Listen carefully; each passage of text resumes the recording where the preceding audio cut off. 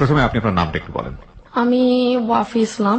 আচ্ছা, আমি এই কারণে নামটা জিজ্ঞেস করছি, নামটা আসলে আমারই বলে দেওয়া উচিত ছিল, কিন্তু হ্যালো 920 একটা বিশেষ নিয়ম আছে। আমাদের এখানে যারা গেস্ট হিসেবে আসেন, তিনি যেই গেস্টই হন না কেন, তাকে ওই ফরম্যাটের মধ্যে দিয়ে যেতে হয়। তিনি নিজ মুখে নিজের নামটা বলেন এবং বেসিক পরিচয়ের জন্য প্রথমত বয়স সম্পর্কে একটু ধারণা দেন, তিনি ঢাকার কোথায় থাকেন, পড়াশোনা কোথায় করছেন, এগুলো একটু বলেন। সুতরাং আপনাকেও সেই নিয়মের মধ্যে দিয়ে যেতে হবে। হ্যাঁ, এবারে যদি একটু আনুমানিক বয়সটা বলতেন। আমার বয়স হচ্ছে 26। 26।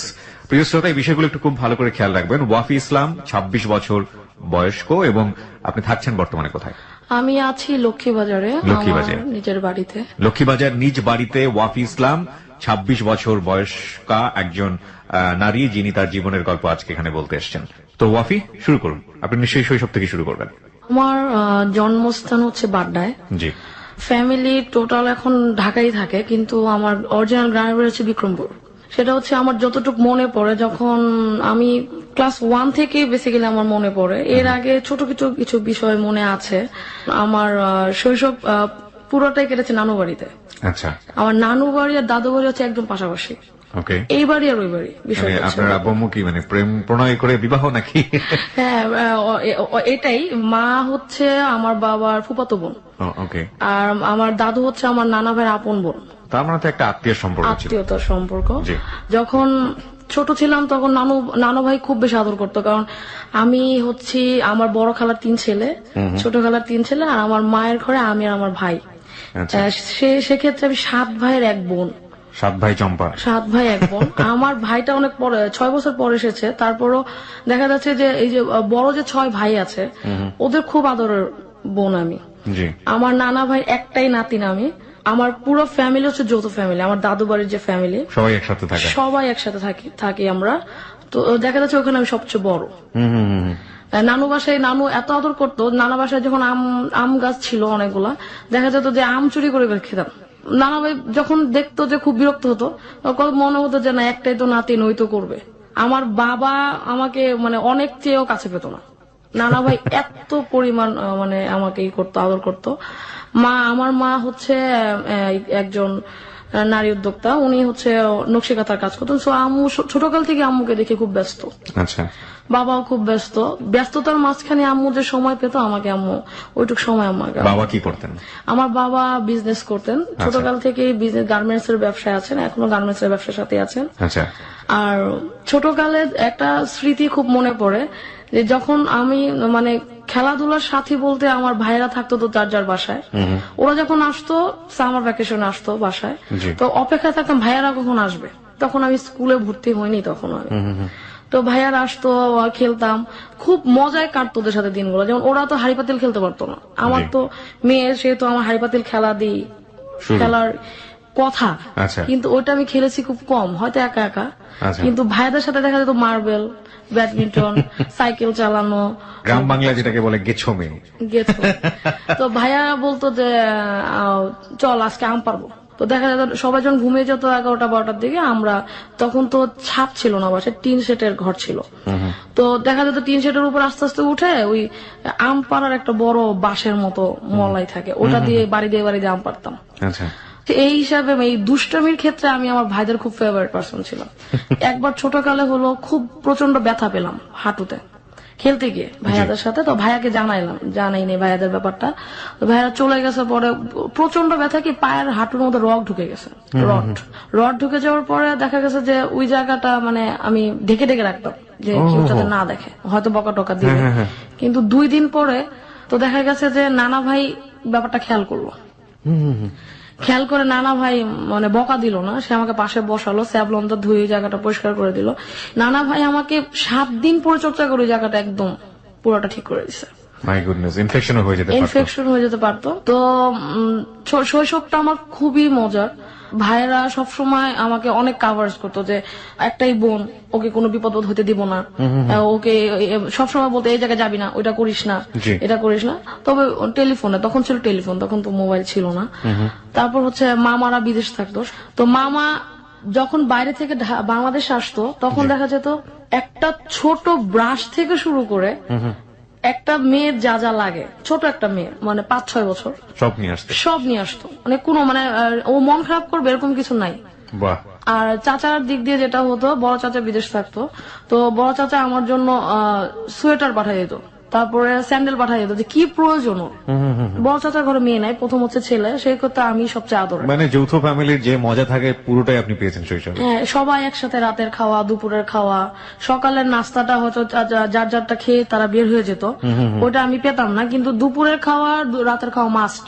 বাহ বাহ বাহ, চমৎকার। ইফতার দাদা ভাই, এই ইফতারের সময় কি হতো, দাদা ভাই সবাইকে মুড়ি মাখিয়ে দিত, ওইটা আমরা সবাই ডিস্ট্রিবিউট করে। বাহ, আবার চমৎকার। দেখা যেত যে নানা ভাইয়ের বাসায় যখন ইফতারি করতাম, নানা ভাই সব ডিস্ট্রিবিউট করতো, আমরা সবাই আমরা হচ্ছে ইফতারের সময় যে আয়োজনটা ওটা করে দিতাম, ওই নানু মা চাচি ওনারা করতেছে, ওটা এনে এনে আমি টেবিলে সাজাতাম। এটা আমার খুব একটা ফেভারিট, যে যত কাজই থাকতো, টিচার আসতো হয়তো আজানের একটু আগে, দেখা যেত টিচারকে বলতাম স্যার আজকে ইফতার, আমি আজকে আর পড়বো না। আর যখন ভাইয়ারা থাকতো না, তখন তো আমার একাকিত্ব, তখন আমি স্কুল থেকে এসে কি করার, তখন দেখা যেত যে ওই এলাকার যে ছেলেরা থাকতো, ভাড়াটিয়া যাদের বলি, আমাদের বাসায় ভাড়া থাকতো, ওদের ছেলেদের সাথে আমি খেলা করতাম। আচ্ছা। ওদের ঘরে টোটালি কোনো মেয়েটে ছিল না, তো মেয়েরা আসতো, হয়তো দেখা যেত তারা ছোটকাল থেকেই ওরা দেখতাম গার্মেন্টস এর কাজ করে, আচ্ছা আচ্ছা। শিশুর শ্রম, যেটা ব্যাটারি কারখানা, এটা কাজ করতো। ওহো। তো দেখা যেত যে ওদের আমি পেতাম না, তখন ওদের দেখে একটা ফিল হতো যে এই যে ছোট মেয়েরা কাজ করছে এখন থেকে, ওরা তো ফ্যামিলির দায়ভার নিতেছে, তখন ফিল হতো যে ওরা কেন তো ছোটকাল থেকে কাজ করে।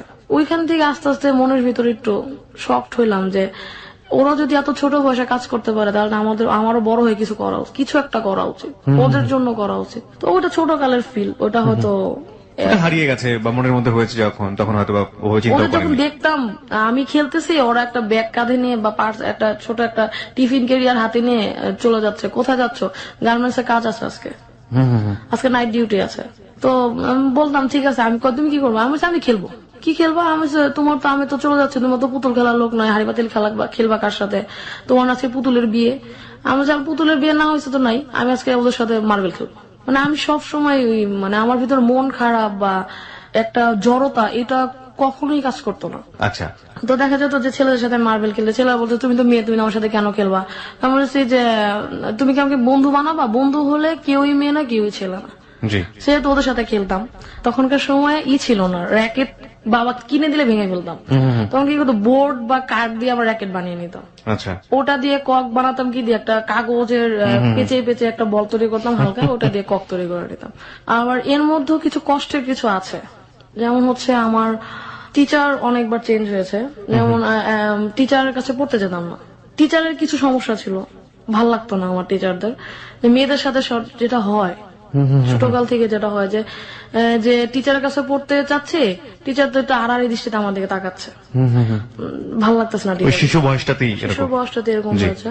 আমাকে একদিন একটা টিচার, মানে আমি হাত রেখেছি টেবিলের উপর, সে আমার উপর হাত রেখেছে, হাতটা সরিয়ে ফেলে আমি বললাম যে স্যার আমি কালকে পড়বো, আজকে পড়বো না, আজকে আমার দাওয়াত আছে। কোন ক্লাসে পড়েন তখন আপনি? তখন আমি পড়ি হচ্ছে ক্লাস 2 তে। ক্লাস 2 তে। ওকে। তো মাকে গিয়ে বললাম, মা আমার তো টিচারটা ভালো লাগতেছে না। বলছে কেন? আমি টেবিলে হাত রেখে পড়তেছি আর আমার হাতের উপর হাত রেখেছে। তো মা বলছে কেন? আমি বলতেছে তুই যে আমাকে এই কথাটা বললি, তোর কি ভয় লাগে না? আমি বলছি না, আমি যদি এটা লুকায় রাখি তাহলে তো আমার ভালো লাগতেছে না, টিচারের কাছে পড়বো না। That is the point, that is very important point. আজকে যারা এখানে শুনছেন হ্যালো 8920, প্রত্যেকটা শিশুকেই আপনারা এই জিনিসটা শিখাবেন।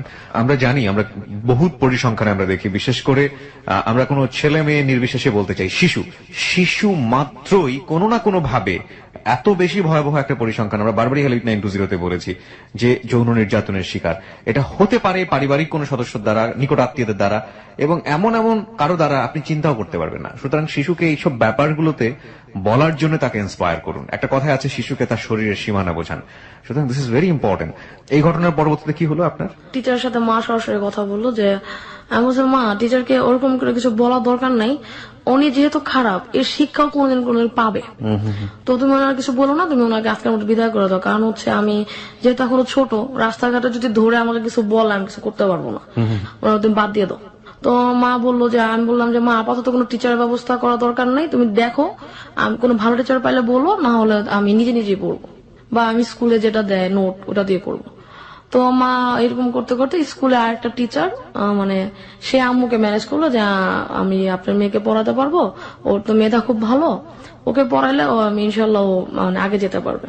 তো সে আর স্যার আসলো, পড়ালো কিছুদিন, আমার ভালোই লাগলো স্যার টিচারকে, যে না টিচারটা পড়াচ্ছে ভালো, টিচারের প্রতি একটা বিশ্বাস চলে আসছিল যে টিচার তো ভালোই পড়াচ্ছে। একদিন বাসায় কেউ ছিল না, মা কাজে চলে গেছে, নানা ভাই ছিল ঘুমে, ডাইনিং টেবিলে বসে পড়ছে টিচারের কাছে।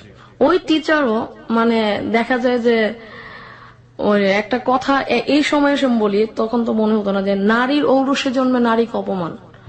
হ্যাঁ, আমি একটা ছোট বাচ্চা তখন সে আমাকে পায়ের উপরে, পায়ের বুড়ো যে আঙ্গুল ওটা দিয়ে আমার পায়ের ভিতরে চাপ দিল। আমি মনে করলাম যে এইভাবে মনে হতো লেগে গেছে, ঠিক আছে ওকে। তারপর সে আমাকে কাঁধে হাত দিল, তখন বললাম যে এটা কি হচ্ছে, এখন আমার তো নিজের প্রোটেকশন চিন্তা করা উচিত, যেহেতু মা বলছে নিজের খেয়াল নিজের রাখতে হবে।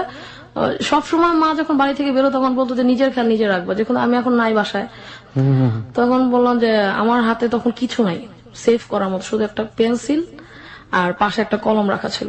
তো স্যার দেখলাম আমার কাঁধের উপর হাত রাখলো, বললো যে আমার কুলে এসে বসো। স্যার আপনার কুলে এসে আমি কেন বসবো, আমি তো এই জায়গায় ভালো আছি। এতটা প্রতিবাদ, মানে এত এই যে এখন যেমন কঠিন গলায় প্রতিবাদের কথা বলছে, তখন এই প্রতিবাদটা কঠিন গলায় করতে পারতাম না। তখন বললাম যে স্যার আমি আপনার কুলে এসে বসবো না। তখন সে বললো যে আসো, নাহলে আমি তোমার মাকে নালিশ করবো, তুমি পড়াশোনা পারো না। আচ্ছা, আমার মাকে আপনি হাজার নালিশ করলে আমার বিশ্বাস করবে না, কারণ আমার আপনার সাথে পড়াশোনা করার পর আমার অনেক কাজ, আমার খেলতে হবে, আমি আমার নানা ভাইকে নিয়ে বাইরে যাব, আমার টিয়া পাখিকে খাওয়াবো। বলছে যে ওগুলো পরে হবে, তুমি আমার কোলে এসে বসো, নাহলে তোমার মাইর দিব। তখন আমার হাতে ছিল একটা পেন্সিল, চিন্তা করলাম যে পেন্সিল যদি স্যারের হাতে আঘাত করি তাহলে পেন্সিলের নিপটা ভেঙে যাবে, কলম তো ভাঙবে না। তখন কলমটা আস্তে আস্তে হাতে নিলাম, স্যার আবার আমাকে জোরে জোরে আরম্ভ করলো। তখন আমি কলম দিয়ে স্যারের কাঁধে একটা পুশ করলাম যে আপনি যদি আমাকে এমন করেন আমি কিন্তু আপনাকে মারতে বাধ্য হবো, আর যদি চিল্লাচিল্লি করি আশেপাশের লোকজন তো জড়ো হবেই, পাশাপাশি নানা ভাই উঠে আপনার মারতে আরম্ভ করবে। স্যার বললো যে না তুমি এটা করবা না। আমি অনেক দুষ্ট, তখন দুষ্ট বলতাম না, স্যার আমি অনেক শয়তান স্যার, আপনি আমার চিনেন নাই। করলাম, তখন স্যার বুঝলো যে না এই মেয়ে সব মেয়ের মতো না, যাদের সাথে আমি এরকম আচরণ করি এই মেয়ে ওই মন্ত্রের মতো না। বলছে ওকে তুমি আজকে যা করছো এটা কারোর সাথে বলবা না। আমি যে আচ্ছা, মানে আচ্ছা বলা পর্যন্ত নিজেকে প্রোটেক্ট করলাম। এখন বাসায় যেহেতু কেউ নেই, চিল্লাফাল্লা করে খুবই রিস্কের হবে। নানা ভাই আছে, তাও 2-3 ঘর পরে, চিল্লান দিলে নাও শুনতে পারে। তখন কোনোভাবে স্যারকে বিদায় করলাম, বিদায় করে পরদিন স্কুলে গেলাম। স্কুলে গিয়ে একদম হেড মাস্টারের কাছে গিয়ে বললাম যে এই টিচার যদি বাদ না দেন তাহলে আমরা টোটাল 2 এর যে ছেলে মেয়ে আর আমাদের যে গার্জিয়ান তাদের আমরা আপনার কাছে পাঠাবো। তারপর আমার সামনে স্যারকে ডাকলো, স্যার একদম অস্বীকার, না ওর সাথে এটা করিনি। তখন আমি বললাম যে এখন কাঁদা ছাড়ার কোনো উপায় নেই, যদি কাঁদি তাহলে হেডমাস্টার বুঝবে না উনি আমাকে হ্যারাস করছে। আমি কেঁদে দিলাম, এবং আমার সাথে আমার দুজন বান্ধবী ছিল। তবে বলছে যে হ্যাঁ স্যার ও কখনো মিথ্যা বলে না স্যার, মিথ্যা তো প্রচুর বলে, এখন আমাকে কাভার দিতে হলে এটা বলতে হবে যে স্যার ও কখনো মিথ্যা বলে না, এটা ওর সাথে হয়েছে। তো আমরা ওই যে প্রতিবাদ, ওই যে আমার ফ্রেন্ডের যে একটা সাপোর্ট, ওই সাপোর্টটা আমার ছোটকালের ওই বান্ধবী যদি না থাকতো হয়তো হেডমাস্টারের কাছে আমি মানে জিনিসটা প্রকাশ করতে পারতাম না। মাকে জানাবো, মা চুপ হয়ে যাবে, কেন সমাজের ভয়ে, যে সেজন্য মাকে জানাইনি। তো মা একদম সরাসরি হেডমাস্টারের কাছে বলার পর 2 দিন পর ওই টিচার আর স্কুলে আসে না, লজ্জাতে স্কুলে আসে না। মোটামুটি ছিল আমার ফার্স্ট প্রতিবাদ। এরকম আমার আরো হয়েছে অনেকের কাছে, যে দেখা যায় যে মানে একা পেলেই অনেকেই আমার সাথে এমন করতো। আমি ভাবতাম যে আমার সাথেই হয়তো এরকম হয়। ইনফ্যাক্ট প্রতিবাদ করতে হবে, এবং এই যে আমরা দেখি যে পহেলা বৈশাখে যে ঘটনাটা ঘটলো সেটা তো ধিক্কার আমরা আমাদের জায়গা থেকে জানিয়েছি, প্রতি মুহূর্তেই আমরা জানাচ্ছি। আমরা বিশ্বাস করি সমাজে খারাপ মানুষের সংখ্যা অনেক কম, এবং প্রতিবাদের ভাষা যদি যার উপরে অন্যায় হচ্ছে সেখান থেকেই শুরু হয়, শক্তভাবে শুরু হয়, তাহলে অন্যায় থামতে বাধ্য। আমাদের জীবনের গল্প শুরু হয়েছে মাত্র, আজকে আমরা এখানে ওয়াফ ইসলামের জীবনের গল্প প্রচার করছি। এই ওয়াফ ইসলাম আজকে অনেক নারীর কাছে অনুপ্রেরণার হবে, এবং আমি স্পেশালি বলতে পারি আজকের হ্যালো 8920 অনেক বড় একটা রিমার্কেবল এপিসোড ফর সবার জন্য। যাই হোক, আমরা বিরতি। ওকে, ওয়াফ ইসলামের কাছে আবার ফিরছি। জি ওয়াফি, তারপর প্রতিবাদ ছিল ভিতরে। তো আমাকে আমার ফ্রেন্ড মানে যারা ছিল আশেপাশে, আমার মা বাবা সব বলতো যে তুই তো জীবন অনেক বিপদে পড়বি। বিপদ হইলে হবে। তখন আমি ক্লাস মানে 6 উঠবো। তো এটা কেন বলছে মা বাবা একটু বলিনি। রাস্তায় একটা ছেলে খুব ডিস্টার্ব করতো। আচ্ছা, সে খুবই মানে স্কুলের মেয়ে দেখলেই সে নোংরামি আরম্ভ করতো রাস্তার মধ্যে। তখন ভোর, আমাদের স্কুল ছিল ভোরে, তো রাস্তাঘাট নীরব ছিল, সে নোংরামি করতো রাস্তার মধ্যে। তখন একদিন দেখলাম, পরে অন্য গলি দিয়ে হাঁটা আরম্ভ করলাম। পরে চিন্তা করলাম ফ্রেন্ডরা যে কি করবো না, 3 জন মেয়ে মিলে আমরা স্কুলে একসাথে যেতাম। এখন চিন্তা করলাম যে ওর একটা শাস্তা করা উচিত, এটা বাড়ি পর্যন্ত আনা যাবে না, ও রাস্তায় শেষ করতে হবে। তো আমাদের বাড়ির কাছে বাড়ি হচ্ছিল, ইটের খোয়া ছিল, পাথর ছিল, আর হচ্ছে বাসা ছিল ইংরেশন বড়, আর ওটার মধ্যে নিলাম মরিচের গুঁড়া মিশা, ওটা হচ্ছে পানি দিয়ে ইট তৈরি করলাম, যাতে যদি মারি ওর চোখে চোখ যাতে জলে। তো কি করলাম, ইটের খোয়া গুলা আর হচ্ছে ইয়াগুলা পাথর গুলা ব্যাগে নিলাম, জিনিসটা হাতে নিলাম এবং ওড়না পড়তাম, ওড়নার নিচে লুকায় নিলাম আর কি, স্কার্পের নিচে। বললাম যে ও যে রাস্তা দ্বারা ওই রাস্তা দিয়ে যাবো আমরা। তো আমার ফ্রেন্ডরা বললো যে ওরাও একটু ভয় পাচ্ছিল। আমি বলছি ভয়ের কিছু নাই, যদি আমরা 3 জন থাকি ও একা, ওরে মায়ের আমরা টাইট বানা ফেলবো। ও বলছে তুই মারতে পারবি না। আমি বলছি তুই তো, আমি যদি মারবো তোর আমার সাপোর্ট দিবি, পিছন দিয়ে ভাইগা যাস না, তাইলেই হবে। তোমার গেলাম ওই গলি দিয়ে, ও ঠিক ওই জায়গাটায় দাঁড়ানো। ও জানে যে 3টা মেয়ে দিক দিয়ে আসবে, এবং 3টা মেয়ে যাওয়ার পর আরো অনেকগুলো মেয়ে হয়তো আসে রাস্তা দিয়ে, হয়তো আমি দেখি না। আমি রাস্তা দিয়ে গেলাম, ও তো আমাদের দেখে নোংরামি শ্রেষ্ঠ পর্যায়ে চলে গেল। আমি বললাম যে সবাই তোরা পিছনে রেডি হবি, একজন আমার ইংলিশ সিরিঞ্জটা নেই, আরেকজন হচ্ছে ইটের খোয়া নেয়, আমার হাতে পাথর গুলা দে। তো দিল, আমি এক হাতে হচ্ছে এন্টি কাটার দিয়ে তখন পেন্সিল শার্প করতাম, ছোটবেলা থেকে ছবি টবি আঁকি আমি। এই হাতে এন্টি কাটার, ও যদি আমাকে ধরতে আসে তাহলে এন্টি কাটার ইউজ করবো, নাহলে হচ্ছে আমি পাথর দিয়ে বা ওই যে মরিচের গুঁড়া দিয়ে সাহায্য করে দেবো। ও গেলাম, ও আমার দিকে আগায় আসতেছে, ও পিছনের মেয়েরা বলতেছে আমার ভয় লাগতেছে। আমি যে ভয় পাইস না, আমরা 3 জন, ও একা, খালি মনে রাখ ও একা কিছু করতে পারে, আমরা 3 জন ইচ্ছা করলে অনেক কিছু করতে পারি। আশেপাশে অনেকগুলো বাড়ি আছে, আওয়াজ দিলে লোক নামবে। ওরা আমার 2 হাত ধরে মানে 2 হাত না, বেশি 2 হাতের এখানটা ধরে উপরটা ধরে রেখেছে বান্ধবীরা। আমি যে ভয় পাইস না, একবার আমি শুরু করবো তারপর ওরা শুরু করবে, সাহস পেয়ে যাবে, আমি জানি। তো হচ্ছে যে আমি ওর কাছাকাছি যাওয়ার পর আমাদের আগে আসতেছে, পাথর গুলা মারা আরম্ভ করলাম, পিছন দিয়ে লরিটার খাওয়া মারা আরম্ভ করলো। ও তো তখন নোংরামি বাদ দিয়ে নিজেরা বাঁচানোর চিন্তায় আছে। ও চিন্তাই করেনি এরকম হবে যে এই পিচ্ছি মেয়েরা ক্লাস 6 এ পড়ে, ছোট ছোট মেয়েরা আমার কি করবে। ওরা যখন পাথরের ইট গুলো মারা আরম্ভ করলাম, আমি আমার হচ্ছে ওর মাথা, আমি শরীরে মারলেও আঘাত পাবে না, আমি জানি ও মাথায় মারলেও আঘাত পাবে, এবং ও বাঁচানোর চেষ্টা করবে, সেহেতু কঠিনতর কিছু হবে না, হইলেও কি যায় আসে, ও মইরা গেলেই ভালো, আমার এটা মনে হইলো। আমি যখন মারা আরম্ভ করলাম, পিছনে বান্ধবীরা মারলো, ওরা সাহস পেয়ে গেল। আনফর্চুনেটলি ওই রাস্তা দিয়ে হচ্ছে কতগুলো ছেলে যাচ্ছিল, ছেলে আমাদের স্কুলের, মানে আমাদের একসাথে কম্বাইন্ড স্কুল ছিল। তো ওরা যাচ্ছিল, ওরাও দেখলো এই অবস্থা, ওরা এসে ওই শার্টের কলার ধরলো, শান্তা তুই যাই কি করিস, আমি এই ছেলে তুই এরকম করে আমাদের রাস্তা দেখলে, ভালো করছিস, তোরা স্কুলে যা, আমি ওরা দেখতেছি। আমি তুই পরে দেখ আমার সামনে মার, যে মারতে পারিস তাহলে ভাবলাম যে আমাদের প্রোটেকশন করতো, নাহলে আমি বিশ্বাস করি না। তারপর হচ্ছে ওরা মারলো, মারার পরে আমি ওরে একটা সাহায্য করে পুলিশে দিয়ে দেয়। তারপর পুলিশে দিলে ওরা কদিন পরে বেরোয় আবার নোংরামি করবে, ওরা এই জায়গায় শাস্তি করবো যাতে এই গলি থেকে এই এরিয়ার কখনো না দেখে। ওরা ইচ্ছা মতো ওরা মারলো, মারার পরে হচ্ছে আমি বললাম যে তোরা মারিস না, এবার আমি একটা থাপ্পড় দিই। ও যখন একটা ছোট বাচ্চার একটা থাপ্পড় খাবে, ওর ভিতরে যদি মনুষ্যত্ব থাকে, ও লজ্জা পাবে। তারপর আমি চট করে বললাম, আমি দেখ তুই ভাবছিস আমরা 3 জন একা, কিন্তু আমরা একা না, আমরা যদি ডাকি সবাই আসবে। এটা বলে ও চলে গেল, বলে যা বাসায় যে এই গলিতে তোরা না দেখে। এইসব অ্যাক্টিভিটির জন্য আপনার মা অনেক ভয় পেত আপনাকে নিয়ে? মা ভয় পেত যে আমি একা মেয়ে, কি মানে আমি তো ছোট, ক্ষতি করতে পারে, মা নিয়ে ভয় পেত, সমাজ নিয়ে ভয় পেত, যে সমাজের লোকজন যদি জানে তাহলে তো তোরে খারাপ বলবে। আমি বলছি খারাপ বললে আমার কি যায় আসে, মানে আমার বাড়ির গেট থেকে বের হইলে আমি আর মানে বাড়িতে কি হচ্ছে ওটা চিন্তা করতাম না। তখন চিন্তা করতাম যে আমার রাস্তা দিয়ে আমি যদি নিজে ভালো চলি, আমার যদি নিজের পোশাক আশাক ঠিক থাকে, কেউ আমার টিচ করার সাহস পাবে না। আমি সবসময় নামাজ করতাম, সবসময় ওন্না ইউজ করতাম, তো আর খুব প্রতিবাদী ছিলাম। যেমন আমাকে কেউ অন্যায় ভাবে যদি ফ্যামিলির মধ্যেও কেউ বকা দিত, আমি সরাসরি আনসার করতাম যে আমাকে কেন বকা দিচ্ছেন, এই কাজটা তো আমি করি নাই। আচ্ছা। তারপর হচ্ছে যে আমার যখন ক্লাস 8-এ উঠলাম, তখন হচ্ছে যে গার্মেন্টস এর মেয়েদের দেখলাম, যে ছোট ছোট মেয়েরা, বহুত ছোটকাল থেকে একটা আমি তোকে বলেছি, তখন চিন্তা হলো যে আমি ওদের মতো, ওরা তো স্ট্রাগল করে, তো আমি দেখি আমি নিজে কিছু করতে পারি কিনা। আমি যদি নিজের কিছু খরচ নিজে বহন করতে পারি, তো দেখলাম যে আশেপাশে অনেক ছেলে মেয়ে আছে ছোট ছোট, যাদেরকে পড়ানো যায়। ওদের ফ্যামিলির কাছে গেলাম, বললাম যে আপনার বাচ্চাটাকে আমাকে দিয়ে না, আমি ওরা সরাসরি শেখাবো। তখন বলতেছে যে তুমি তো এইটা বড়, তুমি তো আরো ভালো স্টুডেন্ট পেতে পারো। তখন এলাকায় অনেক টিচার, যে ওরা অনেক ভালো টিচারই করছে। আমি এত ভালো তো টিচার এখন করতে পারবো না, আর আমার ফ্যামিলি ছিল একটু ধার্মিক, মানে মেয়েদের বাড়ি থেকে তো বের হওয়া যাবে না, তুমি বড় মেয়ে, তোমার বিয়ে হয়ে যাবে, মানে এরকম একটা ইয়ে ছিল। যে বড় যেহেতু আমাকে পুরো অনেকগুলো বিপদে ফেস টু ফেস, ফ্যামিলির যে বাধা ফ্যামিলির সাপোর্ট জি। সবই আমি পেয়েছি। ওকে। তো দেখা যেত যে তুমি বাইরে যে পড়ো না, তুমি বাসায় পড়ো। যখন দেখতো যে আমি নিজের রুমে বসে বাচ্চা পড়ছে, তখন আর ফ্যামিলি কিছু বলতো না। তো ওই 50 টাকা 100 টাকা দিয়ে আমার শুরু। এবং যখন আমি 8 ফাইনাল দিই, তখন আমাকে ফার্স্ট দেখতে আসে।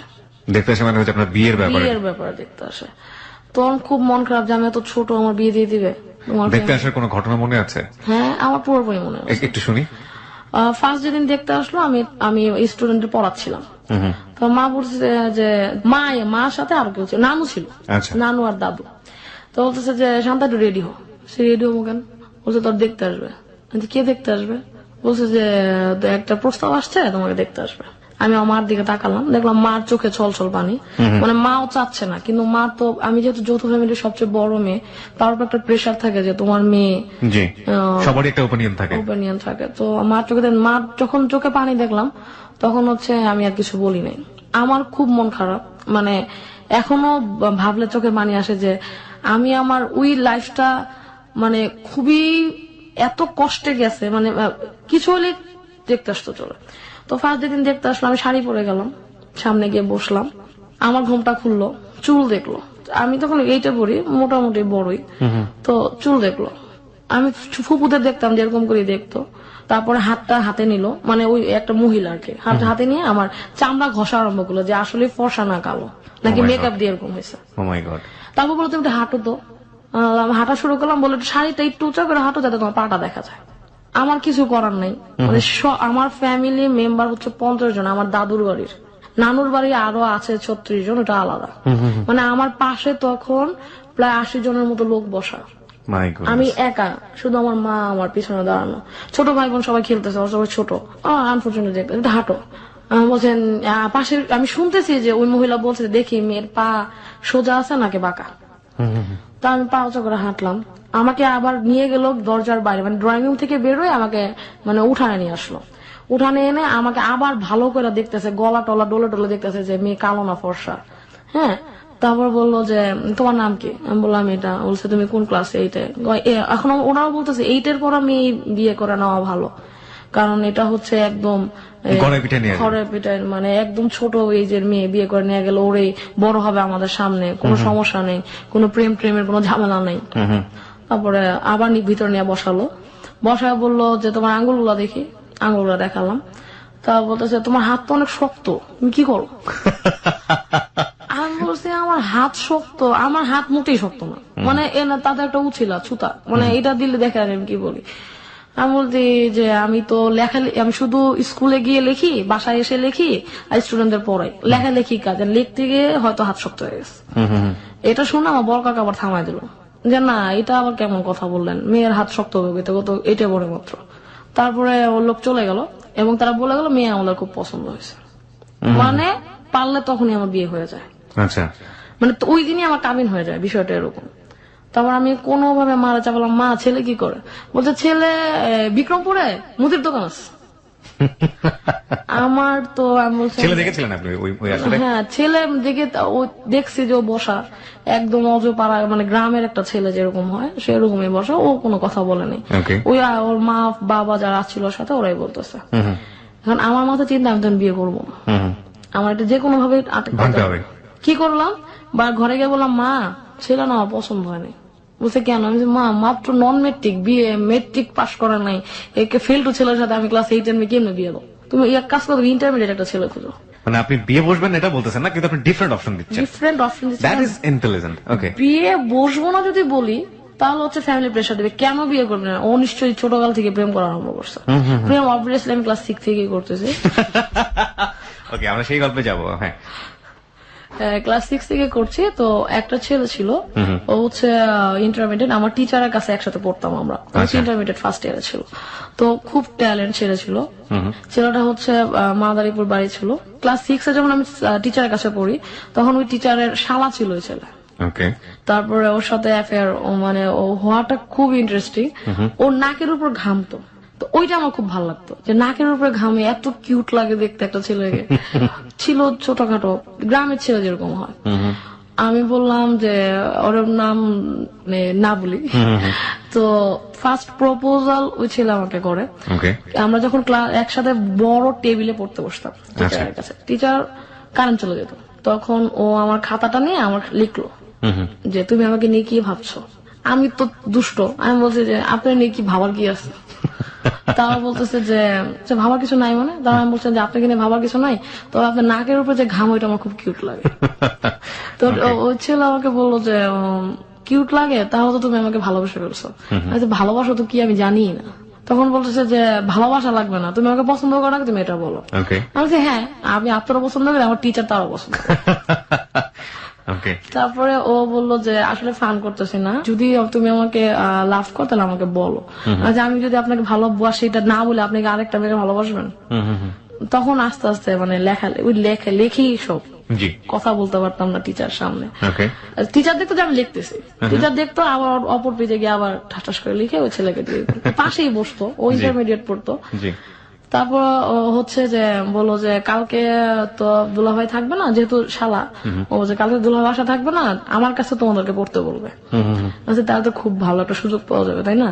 আমি এমনি বলতেছি, আমি দুষ্টামি করতে বলতেছি যে দুষ্টামি করো না, কালকে আসো। তো পরের দিন আমি যাইনি, ইচ্ছা করেই যাইনি।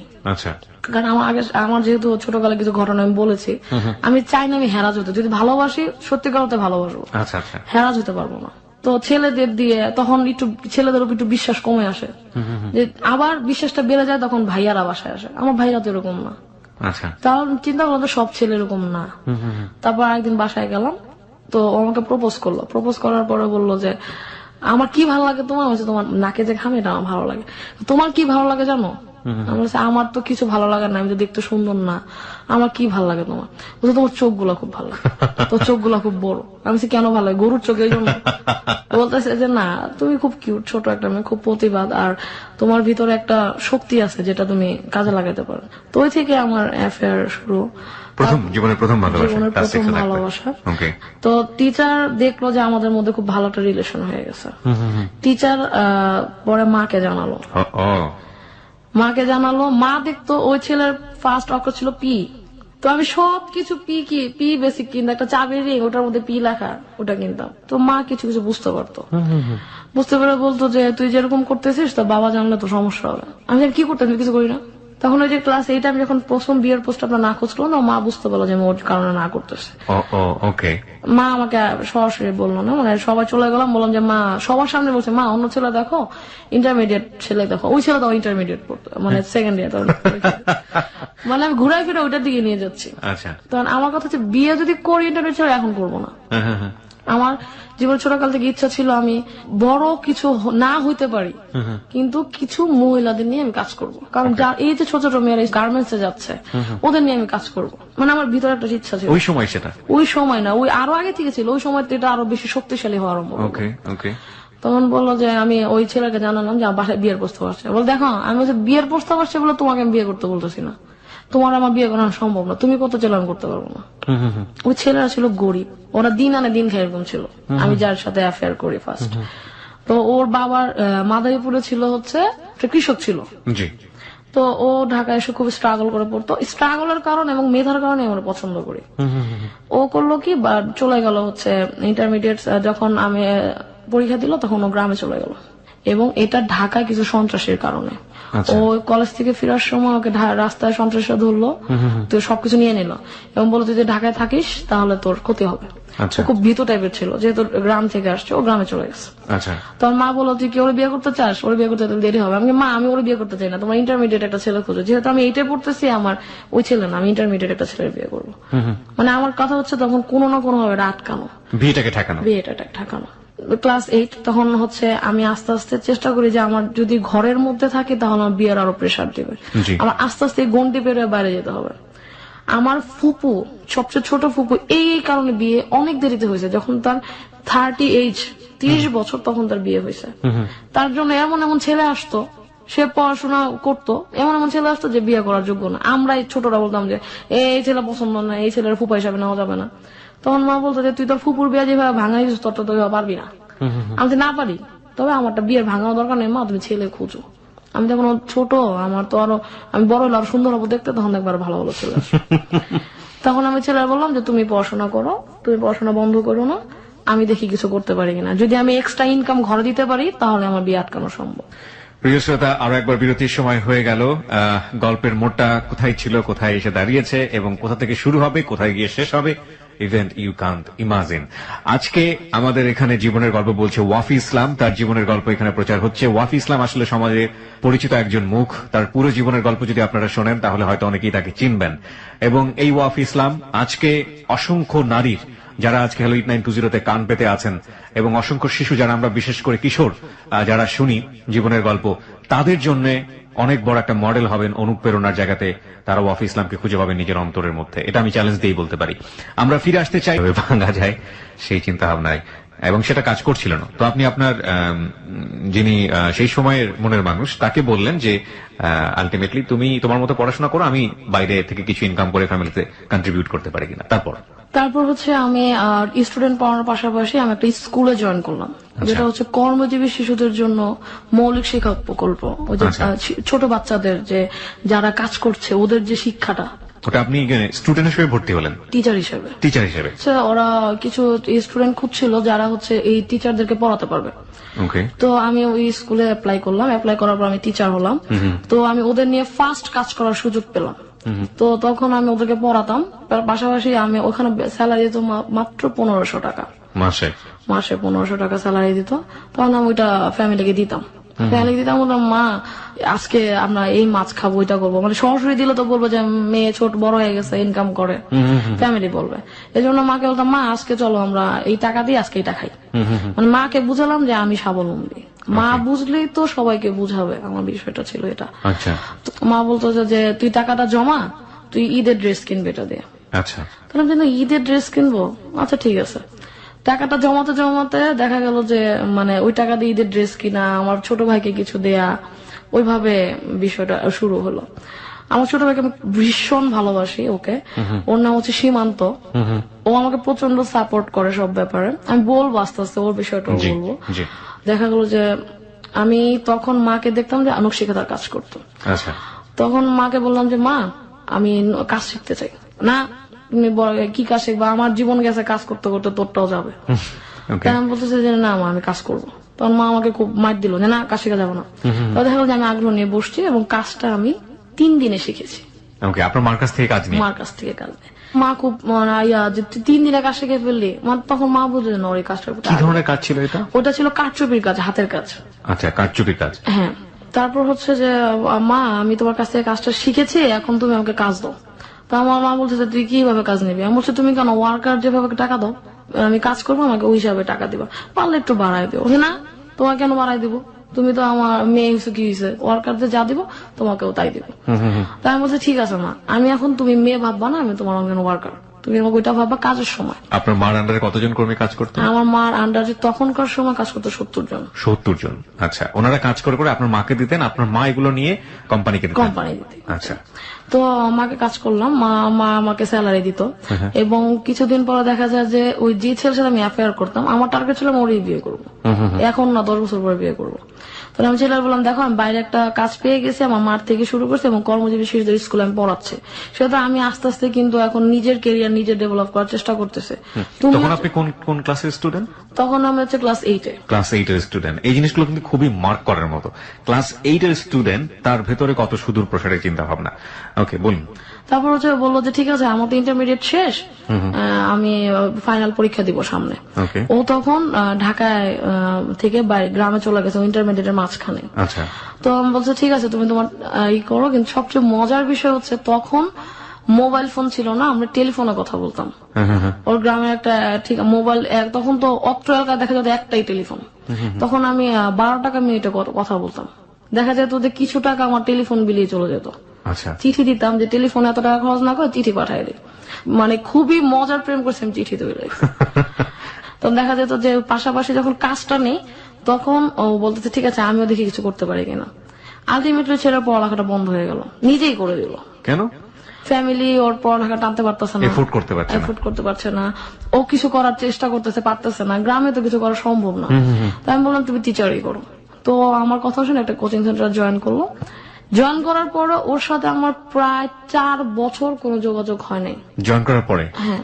তো তখন আমি ক্লাস 8 এর থেকে যখন আমি ইন্টারমিডিয়েট ফার্স্ট ইয়ার, তখন ওর সাথে আমার আবার যোগাযোগ হলো। এই 4 বছর যোগাযোগ হলো না কেন? কোনো কারণ ছিল? কারণ ছিল হচ্ছে ও পড়াশোনা বন্ধ করে দিয়েছে, এই লজ্জায় ও আমার সাথে যোগাযোগ করতো না। ওহো। তখন আমি ইন্টারমিডিয়েট ফার্স্ট ইয়ার, আমি ওকে খুঁজে বের করলাম যে ও কই। 4 বছর তো ইম্পসিবল একটা লোকের সাথে টিকে থাকা। আমি শুধু ওর কথাটা শেষ করে আমি একটা কথা বলবো। তারপর হচ্ছে যে ওরকে আমি খুঁজে বের করলাম ওর ফ্রেন্ডের মাধ্যমে। ওর ফ্রেন্ড থাকতো ফকিরাপুর। অনেকদিন আগে আমাকে বলছে, যখন এইটাই পড়ি তখন বলছে যে আমার একটা ফ্রেন্ড থাকে ফকিরাপুর এমন এমন জায়গায়। ফকিরাপুর কোথায় বলছে এটা আমার মনে নেই, শুধু মনে আছে ফকিরাপুর বলছে। আমি আমার স্কুলের ফ্রেন্ডকে নিয়ে আমি ফকিরাপুর চলে গেছি। পুরো এলাকায় ফকিরাপুর ঘুরে ওই ছেলেটাকে আমি খুঁজে বের করছি। পুরো ফকিরাপুর তো অল্প জায়গা না, অনেক বিশাল বড় জায়গা। তো খুঁজে বের করলাম। ওই ছেলে বললো যে শান্ত তুমি আমাকে কিভাবে খুঁজে বের করলা? তা আমি বললাম যে ভালোবাসা যখন টান দেয় তখন হচ্ছে যে গভীর জল থেকেও মাছ তুলে নিয়ে আসা যায়। পারভেজ তো এখন মাছ হয়ে গেছে, ওরে ও কই? তখন বলছে ও তো ওই যে পড়ালেখা বন্ধ করেছে, এখন পড়ালেখা স্টার্টই করে নাই। আর ওর ফ্রেন্ড তখন মেডিকেলে ফাইনাল ইয়ার আছে, আমি তখন ইন্টারমিডিয়েট ফার্স্ট ইয়ার। তার মানে ও যদি এখনো পড়ালেখা শুরু করে তার মানে ইন্টারমিডিয়েট সেকেন্ড ইয়ারও থাকবে। তখন আমি বললাম যে ঠিক আছে, আপনি আমার খুঁজে বের করবেন, আমার কাছে আসতে বলেন। তারপর আমি ফোন দিলাম। ফোন দেওয়ার পর আমার কাছে আসলো, বললো যে দেখো এই অবস্থা, আমি তোমার ইয়া না, আমাকে তুমি ভুলে যাও। আমি ভুলে যাও তত সহজ না, তাহলে 4 বছর আগে কেন বললো না? 4 বছর পর সে কেন ভুলার কথাটা বলতেছো? তারপরে ওই ছেলে বললো যে আমার তোমার সাথে রিলেশন রাখা সম্ভব না, আমি যদি লাইফে কিছু করতে পারি তাহলে তোমার কাছে ফেরত আসবো। আমি বলছি সেটা কবে? তুমি ফেরত আসতেছো তো আমিও নাও থাকতে পারি, আমি তো ফ্যামিলির বড় মেয়ে। তখন বলতেছে যে না, আমি যদি ফেরত আসতে পারি তাহলে পরে আসবো। আমি বলছি ঠিক আছে, আমি অপেক্ষা করি। 4 বছর অপেক্ষা করছি, আমি তোমাদের 12 বছর অপেক্ষা করতে পারবো, দেখি তুমি কি রেজাল্ট দাও। তারপর হচ্ছে যে এই যে স্কুলে পড়াতাম, পড়াশোনার পাশাপাশি ওই ছেলেটা আমার খুব পেইন দিত। পেইন দেওয়ার পরে আমি আবার ক্লাস 9 এর দিকে ফিরে যাই। এটা হচ্ছে ইন্টারমিডিয়েট ফার্স্ট ইয়ারের কথা। 9 এর দিকে ফিরে যাবো এই কারণে যে তখন থেকে আমার সংগ্রাম শুরু হয়ে গেছে জীবনের। কিভাবে আমি ইন্টারমিডিয়েট পর্যন্ত আসলাম 9 থেকে। ওই যে মা কিছু স্টুডেন্ট দিল যে তুমি যে কারচুপির কাজটা শিখেছো, তুমি ওই তখন ওই ছেলের সাথে কোনো যোগাযোগ নাই। তখন আমার মনের ভিতরে খুব অশান্তি যে আমি যদি কোনো কাজ নিয়ে ব্যস্ত থাকি তাহলে আমি ছেলেটার ভুলে থাকবো। তখন মাকে বললাম যে ঠিক আছে মা, আমাকে তুমি স্টুডেন্ট দাও, আমি ওদের কাজ শিখাবো। স্টুডেন্ট বলতে অনেক বড় বড় মহিলা, মানে আমার কাছে তো স্টুডেন্ট। তো মা বলতেছে যে তুমি কেন তো কাজ করতে চাইতেছো, তোমার তো বিয়ে দিয়ে দেবো। আমি দেও না, ছেলে খুঁজো, সমস্যা কি? তখনও আমি ছেলেরা ভুলি নেই, 4 বছরের মাঝখানে আমি বলছি যে বিয়ে দাও, ব্যবস্থা করো। যেহেতু আমার সাথে কোনো যোগাযোগ রাখতেছে না, আমার তোর খুঁজে বের করতে, আমার ভিতর তোর ফিলটা আছে। তখন আমি বললাম যে মা ওকে তুমি আমাকে কাজ দাও। তো মা আমাকে কিছু ওয়ার্কারের কাছে পাঠালো। আমি ওদেরকে 6000 টাকা করে কাজ শিখালাম, কারচুপির কাজ, জনপ্রতি 6000 টাকা। আচ্ছা, কারচুপির কি ধরনের কাজ? এটা শাড়ির উপরে বড় ফ্রেমে বড় কাপড়ের উপর কাজ করা হয়, কিন্তু এটা শাড়ির কাজ ছিল না, ছিল হচ্ছে গ্রেডিং স্কার্ট, যেটা হচ্ছে গিফট কার্ড। বাইরে যে প্রোডাক্ট আছে মানে জার্মানি, ইজিপ্ট, বাইরের কান্ট্রি এটা খুব চাহিদা। ছোট ছোট গ্রিটিংস কার্ড, যেটা হচ্ছে মানে ওরা খুব ইউজ করে, খ্রিস্টানরা বিভিন্ন অকেশনে ওরা দেয় গ্রিটিংস কার্ড। হ্যাঁ, বুঝতে পেরেছি। তারপর ওই মহিলাদের কাজ শেখানোর পরে মহিলারা বললো আমরা যে কাজটা শিখবো, আমরা এটা কোথায় কাজ করাবো, আমাদের তো উপায় নাই, ঘর থেকে বেরোতে পারবো না, তুমি তোমার মাকে দিয়ে দেখো না আমাদের কাজগুলো সেল করাতে পারো কিনা। মানে ওরা কাজের প্রোডাক্ট গুলো কোথায় সেল করবে? হ্যাঁ, তখন আমি বললাম যে আন্টি চিন্তা করেন, আপনার কাজ করান, আমি কাজটা শিখেন ভালো করে। কেউ 3 দিনে, কেউ শিখলো, কেউ 7 দিনে শিখলো। তো ওরা বললো যে কাজটা আমরা করতে থাকি, তুমি দেখো এটা কোথাও দিতে পারো কিনা। আচ্ছা, ওদের কাজ হচ্ছে মাত্র শুরু, ওরা খুব স্বল্প পরিমাণে কাজ করতে পারে, ওইটা দিয়ে একমাত্র কার্ড তৈরি করাই সম্ভব। আচ্ছা, শাড়ির কাজ এখন ওনারা পারবে না। তারপর হচ্ছে যে ওরা আমাকে কাজটা দিত, আমি ছোট ছোট নিজেই কার্ড তৈরি করতাম, যেহেতু মা তো ডিজাইন অফিস থেকে পেতো, ওটা দিয়ে ওয়ার্কার দিয়ে কাজ করাতো। আমার আম্মুর ওই জিনিসটা ছিল না যে নিজে কিছু করি, তাহলে আমি ওদের ছোট ছোট কাজ দিয়ে আমি ছোট ছোট গ্রিটিংস কার্ড তৈরি করতাম। তখন চিন্তা করলাম যে আমার তো এখন ওদের কাজ শেখানো শেষ, আমার এখন আর কোনো কাজ নাই, কিন্তু আমার তো ব্যস্ত থাকতে হবে অন্তত ওই ছেলেটারা বুলা থাকার জন্য এবং আমার স্বপ্ন পূরণের জন্য। আমি তো ওই রাস্তা দিয়ে হাঁটা আরম্ভ করলাম। স্বপ্ন তো পূরণ হবে কিনা জানেন, এটা ভবিষ্যতের ব্যাপার, তবে ওই রাস্তাতে হাঁটতে থাকি যাতে আমি বিজি থাকতে পারি এবং এই যে মহিলাগুলো তৈরি করতেছি, আমি যে মানুষগুলো তৈরি হচ্ছে আমার হাত দ্বারা, ওনারা যাতে তাদের কাজটা ফেলানো না যায়। This is a very important point. আমি একটু জানার জন্য, পরিষ্কার করার জন্য বলছি, তখন আপনি 4 বছরের ব্রেকে ছিলেন নাকি আলটিমেটলি ছেলের সাথে আপনার মিট হওয়ার পরে ব্রেকআপ হয়ে গেছে তখনকার? 4 বছর অপেক্ষা ছিলাম যে ছেলে অপেক্ষার আসবে। সময়টাতে আপনি এই কাজটা করছেন। ওকে, একটা মানুষ যখন আলটিমেটলি কোনো ছেলের চিন্তা করে, কোনো অ্যাফেয়ারের চিন্তা করে, তখন তার মাথা হ্যাং থাকে। একদম 99% ব্লক। আমি চাচ্ছিলাম যে আমি ব্লক হয়ে যাই, তাহলে তো আমার কেরিয়ার শেষ। আমার তো কেরিয়ারও ভাবতে হবে, ওই ছেলেকে নিয়ে ভাবতে হবে, আমার ফ্যামিলি নিয়েও ভাবতে হবে, প্লাস বিয়েটাও আটকাতে হবে। বিয়ে তো আটকাতে হবে। কারণ বিয়ে না আটকালে ছেলে বিয়ে করুক আমাকে না করুক, কিন্তু আমার তো আমার স্বপ্ন আছে একটা। প্রত্যেকটা মেয়ে যেমন যেহেতু ছোটকাল থেকে একটা স্বপ্ন দেখো, ওটা তো আমার ফিল করতে হবে। তখন আমি টুকটাক ছবি আঁকতাম, একটা আর্টিস্ট স্কুলে গিয়ে টুকটাক ছবি টবি আঁকতাম আর কি। জি। তো ওই যে মেয়েদের কাজগুলো নিয়ে আমি কার্ড তৈরি করলাম। কার্ড তৈরি করার পর বললাম যে কার্ড তৈরি করতেছি কেন, আমি এক কাজ করি, আজিজ সুপার মার্কেট একটা নাম আছে আমি জানি, নামে একটা মার্কেট আছে, ওখানে একটু যাই, ওখানে অনেক ক্রিয়েটিভ আইটেম আছে। তো আমি ওখানে গেলাম, গিয়ে আমি বললাম যে ভাই আমার কিছু প্রোডাক্ট নিবেন? বলছে আপনি প্রোডাক্ট নিলে আপনাকে টাকা দেওয়া হবে না, আপনি প্রোডাক্ট দিয়ে যাবেন। ক্লাস 9-এ পড়েন তখন? তখন আমি ক্লাস 9-এ পড়ি। ওকে। তখন আমি ওদের প্রোডাক্ট দিলাম, ওরা প্রোডাক্ট রাখতো, দেখা যেত 6 মাস পর পর আমাকে টাকা দেয়, তারপরও তো টাকা দিচ্ছে। দোকানের নামটা কি ছিল মনে আছে? লিপস। লিপস। কি ধরনের জিনিসপত্র বিক্রি হতো? ওই দোকানে ড্রেস বিক্রি হতো, পাশাপাশি হচ্ছে ক্রাফট আইটেম সেল হতো আর কি। আচ্ছা। তো আমি প্রথমে শুরু করি কার্ড দিয়ে। আচ্ছা, এই কার্ডের কোনো বিশেষত্ব ছিল যে এই দিবসের জন্য বা ওই দিবসের জন্য? এটা দিবসটা তখন ভ্যালেন্টাইন ডে সামনে, তখন ভ্যালেন্টাইন ডে ছিল।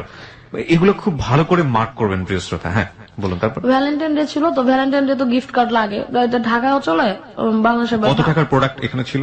এখানে ছিল 1200 টাকার প্রোডাক্ট। টোটাল 1200 টাকার প্রোডাক্ট? হ্যাঁ, ওটা হচ্ছে আমার ফার্স্ট পুঁজি। 1200 টাকা আপনার ফার্স্ট পুঁজি ছিল? হ্যাঁ। আর ওই যে মেয়েদের দিয়ে কাজ করাতাম, ওরা তো শিখে কাজটা করে দিচ্ছে, ওনারা আমাকে থেকে টাকা নিচ্ছে না, ওরা বলতেছে তুমি যদি সেল করতে পারো, আমাদের এই কাজটা কোনোভাবে মোটিভেট করে সেল করো, তাহলে তুমি পরে টাকা দিও। আমাদের একটা আয়ের উৎস পেলাম। তখন হচ্ছে যে আমি আদি সুপারে গেলাম, প্রোডাক্ট দিলাম, তারা পছন্দ করলো, 1200 টাকার প্রোডাক্ট রাখলো, আমার নিজের পুঁজি খাটায়। আমি বলছিলাম যে ভাই যদি সেল হয় তাহলে আমাকে, যদি অর্ডার দেন তাহলে আমাকে কিছু টাকা অ্যাডভান্স করে দিন, আমার হাতে টাকা নাই।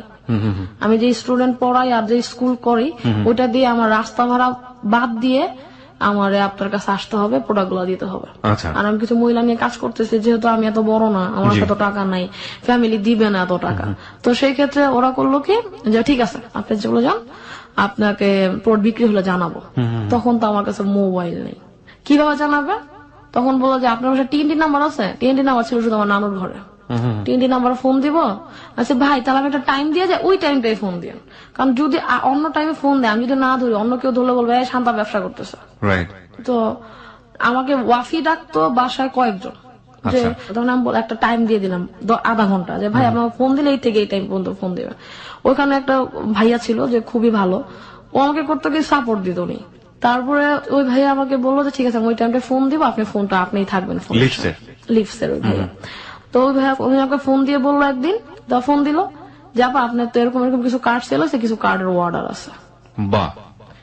আমি তো খুবই খুশি, অর্ডার শুনেই খুশি, যে কি কাজ করলাম যে অর্ডার চলে আসছে। তো সাথে সাথে চলে গেলাম, নিজের প্রতি একটা বিশ্বাস ছিল যে আমি কাজটা ভালো করতে পারবো। তো আমি অর্ডার পেলাম, আমাকে কাজটা এই জন্য আনতে যেতে হলো, কারণ আমার যে ওয়ার্কার ওদের তো কিছু সময় লাগবে কাজটা করতে, যেহেতু এক কোয়ালিটির কাজ। আনফরচুনেটলি ওরা এমন একটা কার্ড চুজ করেছে যেটা হচ্ছে আমার তৈরি, ওইটা আমার ওয়ার্কাররা করতে পারবে না, ওটা হচ্ছে পেপার দিয়ে তৈরি একটা কার্ড, হ্যান্ডমেড পেপার দিয়ে। তো ওই টুকটাক যা সেল হচ্ছিল ওই মেয়েদের, ওই সেলের টাকাগুলো আমি ওদের হাতে দিয়ে দিতাম। আর আমার যে হ্যান্ডমেড পেপারের কার্ড, ওইটা আমি এমনি শখের বসে তৈরি করেছি, যে দেখি যদি হ্যান্ডমেড পেপার চলে তাহলে এটা তো কাজের কষ্ট নাই, এটা হচ্ছে মাথা খাটাও আর হচ্ছে তৈরি করো। মাকে বললাম মা আমি তো একটা অর্ডার পেয়েছি, তুই কবে দিলি প্রোডাক্ট? আচ্ছা মা কবে দিয়েছিল জানার দরকার নাই, চলো আমরা একটা তৈরি করি, 4000 পিসের কার্ডের অর্ডার দিতে হবে 7 দিনে। 4000 পিস? তখন আমার মায়ের ওয়ার্কার এই কাজ জানে না, আম্মু জানে, টুকটাক আমি করি। তখন আম্মু বললো যে এটা তো তোমার সময় দিতে হবে। তখন আমি বললাম যে হ্যাঁ আমি সময় দিব। 4000 পিসের কার্ডের অর্ডার, পার পিস কার্ড ছিল 22 টাকা করে। ঠিক আছে, 22 টাকা থেকে আবার 4 টাকা আমার ওই লোককে দিত, তো সুজন ভাইকে। আর যে 18 টাকা ওইটা থাকতো আমার গাইডে, ওইখান থেকে আবার ওই যে কাগজ কিনতে হবে, ম্যাটেরিয়ালস গুলা কিনতে হবে, তারপরে ওয়ার্কার যারা আছে তাদের দিতে হবে। কাজের ওয়ার্কার ছিল না, কারণ ওরা এই কাজটা বুঝতো না। তার মানে আপনি আর আপনার মা? আমি আর আমার মা। My goodness. ওকে। কার্ড কেটে আনছি, কাগজ ফকিরাপুর ঘুরে ঘুরে অনেক জায়গা ঘুরে ঘুরে ভাই একটু কেটে দেন না, আমাদের এত কম কাজ আমরা করি না। 4000 পিস আমার কাছে অনেক, কিন্তু ওদের কাছে 4000 পিস কোনো বিষয় না, আমরা এত কম কাজ করি না। আমি যে ভাই প্লিজ আমার একটু কাজটা করে দেন, আমি তো ওই স্কুলে পড়ি, আমার যে কাজটা করে দেন আমার খুব উপকার হয়। তখন অনেক ধরে ধরে অনেক রিকোয়েস্ট করে কাজটা করে এনে দিলাম। তারপর ওইখানে একটা বাইন্ডার ছিল যে হচ্ছে মানে কাটিং ঘরে কাজ করতো, শহীদ, উনি আমাকে খুব হেল্প করলো। তারপর করে দিলাম, ওই আমি বাসায় না জানিয়ে বাইরে চলে যেতাম। ফকিরাপুর যদি কখনো বাসায় জানে বাসায় যে ফকিরাপুর গেছি তাহলে খবর আছে। এখান থেকে এখানে গেলে বলতে হয় যে স্কুলে যাই, কোচিং এ যাই, এটা বলে বলে দূরে দূরে চলে যেতাম। গিয়ে আপনি এই কাজগুলো করতেন? হ্যাঁ। তো দেখা যেত যে তারপরে কেটে আমার মাকে দিলাম, মা বললো যে তুমি কাঠ ভাঁজ করো, আমি কাজ করতেছি। তখন মা সাথে বসতো, সব কাজ শেষ করে, ওয়ার্কারের কাজ, ঘরের কাজ, সংসার কাজ, মাকে দেখে শিখা, যেটা আমাদের যত্ন, ওয়ার্কার, নিজের সংসার, রান্না বান্না সব কাজ শেষ করে মা রাতে 12টার দিকে আমার কাজ করতে বসতো, ভোর পর্যন্ত কাজ করতো। আমি 2টা পর্যন্ত কাজ করে দেখতাম আমি ঝুমতেছি, ঘুমায় যাবো। মা বলতো তুই গিয়ে ঘুমা, আমি কাজটা করতেছি। এরকম করতে করতে যখন 4 রাত পরে আমার মা হচ্ছে বললো যে কালকে শিপমেন্ট, তো মা বলছে তুই যে ঘুমা, আমি কাজ করতেছি। প্রতিদিনকার মতো আজকেও কথা, আমি গিয়ে ঘুমাইলাম, মানে ঘুমাইলাম বেসিক্যালি আমার বলো 2 ঘন্টা ঘুমা, 2টা থেকে ঘুমাই ঠিকই, সকাল 9টায় উঠছি, কিন্তু আমার মা কিন্তু তখনও ঘুমায় নাই, কখনো কাজ করেই যাচ্ছে, করেই যাচ্ছে। আমাকে ডাক দেয় না, কারণ ওই যে আমার ডেলিভারি, আমি আগের দিন সারাদিন পরিশ্রম করছি, কারটা দৌড়াদৌড়ি করছি, কাজ করেছি এবং ওয়ার্কারদের কাজ শিখে গেছি। তো মা বলো যত সারাদিন খাটাখাটনি করছে ওরা না ডাক দিয়ে, ঘুমাইলে সকালবেলা হয়তো কাজটার সাপোর্ট দ্বিগুণ পাবো। তখন মা আমাকে কাজটা করে দিল। আমি সকাল উঠে দেখি আমার আম্মুর আঙ্গুল ফুলে গেছে কেচি দিয়ে কাটতে কাটতে। তো মানে আম্মুর এই যে সাপোর্ট, এটা হচ্ছে খুবই বিশাল পাওনা আমার কাছে। আম্মু দেখলাম যে আম্মু করতেছে, করতে করতে বললো যে তুমি এখন এটা পেস্টিং না, আমি একটু গিয়ে ঘুমাই, কারণ আমার একটু কাজ করতে হবে। তাহলে আমার চিন্তা হচ্ছে আমি ডেলিভারি দিব বিকাল 5টায়, এর আগে পর্যন্ত আমার মা ঘুমাক, আমি এবার করি। তো মা দেখলাম অনেক কাজ জমা ফেলছে, প্রায় কাজ শেষ, আম্মুর কাজ শেষ হয়ে আম্মু শুয়ে পড়ছে। তো মাকে ঘুমায় আমি কাজ টাজ করলাম, ডেলিভারি সব রেডি করলাম এবং 4টার মধ্যে আমি আমার কাজ শেষ করলাম। করে আমি প্রোডাক্ট নিয়ে চলে গেলাম। আম্মু বলতেছে যে টাকা কি আজকেই দিবে? আমি বলছি মা খাটাইছি তো অনেক টাকা, দেখি আজকে দেয় কিনা। তবে উনি ওদিন টাকা দেয়নি, কারণ ওই পেমেন্টটা উনি দিন পায়নি। আচ্ছা।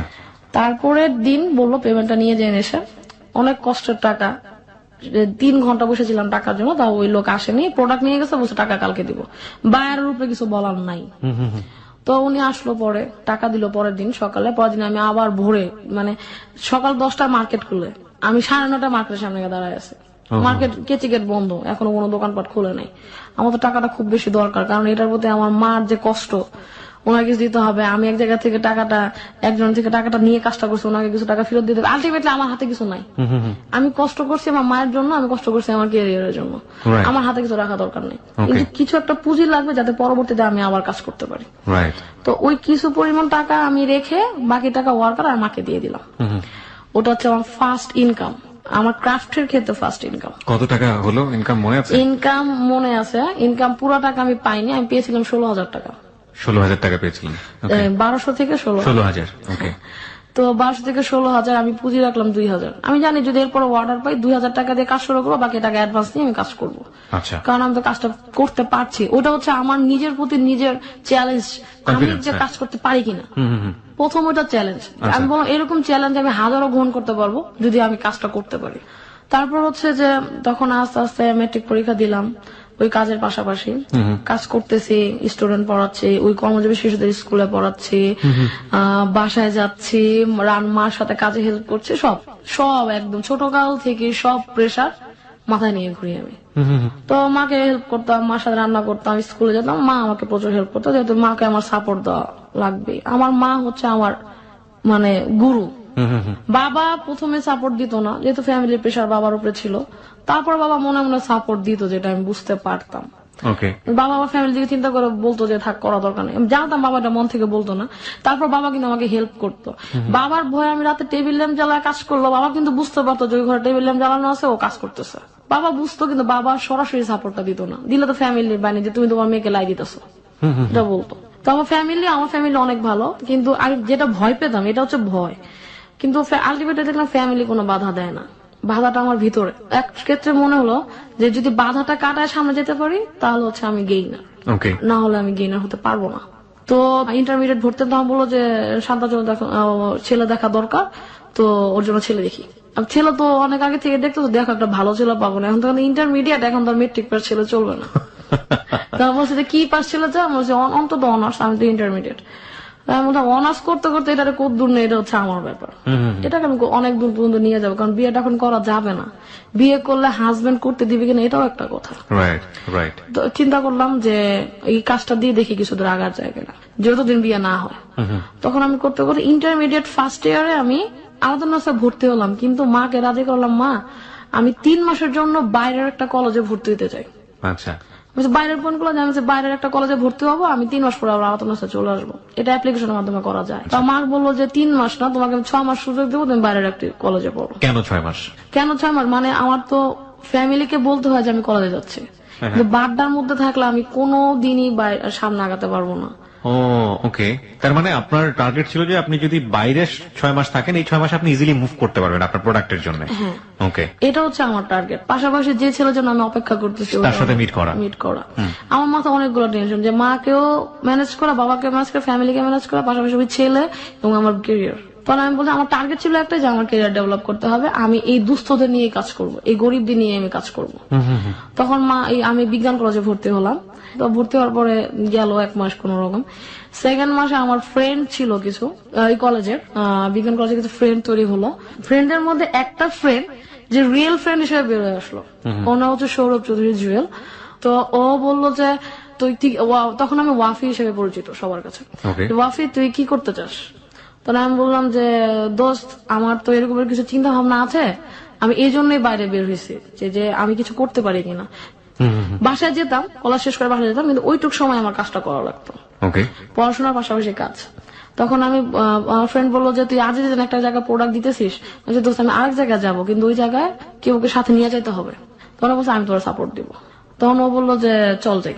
তখন আমি প্রোডাক্ট নিয়ে আসলাম, আমার প্রোডাক্ট নিয়ে আমি ওই জায়গায় গেলাম। কোথায় সেটা হচ্ছে আজিজি নিচতলা একটা দোকান। এটা হচ্ছে তখন প্রথম ক্রাফট আইটেম ওরা তৈরি করে। আচ্ছা, একদম পুরো দোকানটা কোনো কাপড় চোপড় না, শুধু ক্রাফট আইটেম। ওকে, তো ওখানে গেলাম। ওখানে যাওয়ার পর ওরা আমাকে অর্ডার দিল যে আপনার কাজ পছন্দ, আমরা এই ধরনের কাজ চাচ্ছি, আপনি আমাকে কাজ দেন। তখন আপনি হাতে কি কাজ করেন? শুধু কার্ডই তৈরি করেন? আমি তখন হ্যান্ডমেড পেপারের কার্ড তৈরি করি এবং একটা অ্যালবাম তৈরি করে ফার্স্ট ওই যে দোকানে আমি যাই আজ ওই দোকানে নিয়ে যাই অ্যালবাম। মানে আপনি এটা নিজে থেকেই তৈরি করলেন? নিজে থেকেই ক্রিয়েট করে তৈরি করলাম, যে দেখি মানে সবাই তো ছবির অ্যালবাম বানায়, আমি একটা বানাই। কি দিয়ে আপনি ছবির অ্যালবাম বানালেন? ছবির অ্যালবাম বানালাম হ্যান্ডমেড পেপারের কাগজ দিয়ে। হ্যান্ডমেড পেপারটা কোথা থেকে? হ্যান্ডমেড পেপারটা আমি তখন কিনে আনতাম, সোর্স নামে একটা জায়গা আছে, সোর্স আসাদ গেটে। এগুলো তো আপনি তখন কোথাও শিখে নেন, নিজের আইডিয়া, নিজের ক্রিয়েটিভিটি দিয়ে? ওই যে আমার ইচ্ছা কিছু একটা করবো জীবনে। ওকে, প্রিয় শ্রোতা, আমরা এই জায়গাটায় ছোট্ট একটা বিরতি নিতে চাই এবং আপনাদেরকে বিশেষ কিছু ছবি আমরা দেখাতে চাই। যে সময়কার গল্প উনি বলছেন, উনি তখন ইন্টারমিডিয়েটে পড়েন, ক্লাস 9 থেকে শুরু করেছেন। নিজস্ব কিছু চিন্তা ভাবনা দিয়ে উনি হ্যান্ডমেড কিছু প্রোডাক্ট তৈরি করছেন নিজের ক্যারিয়ার তৈরি করার জন্য, প্লাস ফ্যামিলিকে কন্ট্রিবিউট করার জন্য এবং একই সাথে নিজেকে ব্যস্ত রাখার জন্য। সেই সময়কার কিছু প্রোডাক্টের ছবি আমরা আমাদের ফেসবুকে দিয়ে দিচ্ছি। আপনারা যদি দেখতে চান, যেগুলো সম্পূর্ণই তার নিজস্ব ক্রিয়েশন, আপনারা এসে দেখতে পারেন। এবং এগুলো সেল হতো, এগুলো তার ক্যারিয়ারের বিল্ড আপ হওয়ার একেবারে ইনিশিয়াল স্টেজের কাজ, এবং এগুলো পরবর্তীতে তাকে কোথায় নিয়ে গেছে সেই গল্পে আমরা আসবো। কি হলো? ওই দোকানে গেলেন প্রোডাক্ট নেওয়ার জন্য? প্রোডাক্ট নিলাম এবং কিছু অর্ডার আসলো। আচ্ছা, এবং আমার ফ্রেন্ড মানে আজই যে খুব যাওয়া আসা ছিল, ওই দোকানের অ্যাড্রেসটা আমাকে বলে যে ওর মাধ্যমে এই প্রোডাক্টের অর্ডারটা পাওয়া। তারপর হচ্ছে যে অর্ডার পেলাম এবং আমার ফ্রেন্ড তখন ও বেস্ট ফ্রেন্ড হয়ে গেলাম। যে আমার কোনো ফ্রেন্ড নাই, ওই যে ভাইয়াদের সাথে খেলা করি, ফ্রেন্ড হয় নাই এই কারণে যে আমি ফ্রেন্ডদের সাথে আড্ডা দেওয়ার সময় নেই, সবসময় কাজ নিয়ে থাকতাম, সবসময় কাজ এবং সবসময় বিজি থাকতাম। তো ওই ফ্রেন্ড আমাকে বলতো যে তুই বিজি থাক, আমিও ব্যস্ত মানুষই কিন্তু অ্যাকচুয়ালি মিলে ভালো সম্পর্ক তৈরি হয়। তখন আমার ওই ছেলের সাথে দেখা, আবার ওই যে আমি খুঁজে বের করলাম আমার ফ্রেন্ডকে নিয়ে। তখন স্কুলের ফ্রেন্ডকে নিয়ে খুঁজে বের করছি, নাসরিন নামে একটা ফ্রেন্ড আমার, ওকে নিয়ে খুঁজে বের করার পরে তখন জুয়েলের সাথে আমার সম্পর্ক ভালো অনেক। তো আমি ছেলেকে খুঁজে বের করার পরে বললো যে তোমার সাথে আমার রিলেশন রাখা সম্ভব না, তারপর আমি তোমার সাথে যোগাযোগ করবো। আচ্ছা, ওই ছেলেটা বললো? এই ছেলেটা আমাকে বললো, আমার যে ফার্স্ট লাভ। তখন আমি বললাম যে তাহলেও গেছে, মানে হয়তো ওর সাথে আমার আর বিয়েটা হবে না। তখন আমি যে বিয়ের চিন্তা পরে আর ওর রিলেশনটাও যদি থাকতো তাহলে আমি বিয়ে পর্যন্ত নিয়ে যেতে পারতাম বিষয়টা। তখন আমার ওই ছেলে আমার সাথে যোগাযোগ রাখেনি, কিন্তু ও ঠিকই খবর নিতে আমি কার সাথে মিশতেছি, কোথায় যাইতেছে, তখন ওর ভিতরে একটা সন্দেহ তৈরি হলো। ওই ছেলেটার মধ্যে? হ্যাঁ, Okay. জুয়েলের সাথেও কেন মিশে? ওকে, মানে আপনার যে ফ্রেন্ডের সঙ্গে আপনি মুভ করছেন। হ্যাঁ, হ্যাঁ, আমার কথা হচ্ছে ও আমার রিয়েল ফ্রেন্ড। আমার ফ্রেন্ডের ব্যাপারে যদি কেউ নোংরা আমি চিন্তা করে তাহলে তো হবে না, সবাই তো নোংরা হয় না। ও আমাকে সরাসরি ফোন দিল একদিন, তখন বললো যে শান্তা তোমার সাথে যে ছেলেটার সাথে মিশো ছেলেটা কে? বলছে আপনি কে? আমি ফোনের গলা শুনে বুঝতে পারছি যেহেতু আমার সাথে রিলেশন ব্রেকআপ করে দিছে। হ্যাঁ, তারপর আবার কেন খবর তাহলে দেয়? আবার কেন ফোন দেয়? তখন আমি বলছি আপনি কে? বলছে আমি পারভেজ। আপনি কেন আমাকে ফোন দেন? আপনার সাথে আমার রিলেশন নাই। এতদিন রিলেশন রাখার পর, এতদিন অপেক্ষা করার পর আপনার আমার প্রতি কোনো ফিলিংস তৈরি হয় না, তো আপনি আমার সাথে কেন ফোন দিচ্ছেন? আর ও হচ্ছে আমার ফ্রেন্ডকে নিয়ে নোংরা আমি চিন্তা করবেন না প্লিজ। তখন ও বললো যে না তুমি ওর সাথে মিশবা না। আমি বলছি কেন? আপনি আমার পার্সোনাল ভাবে ইন্টারফেয়ার করার কে?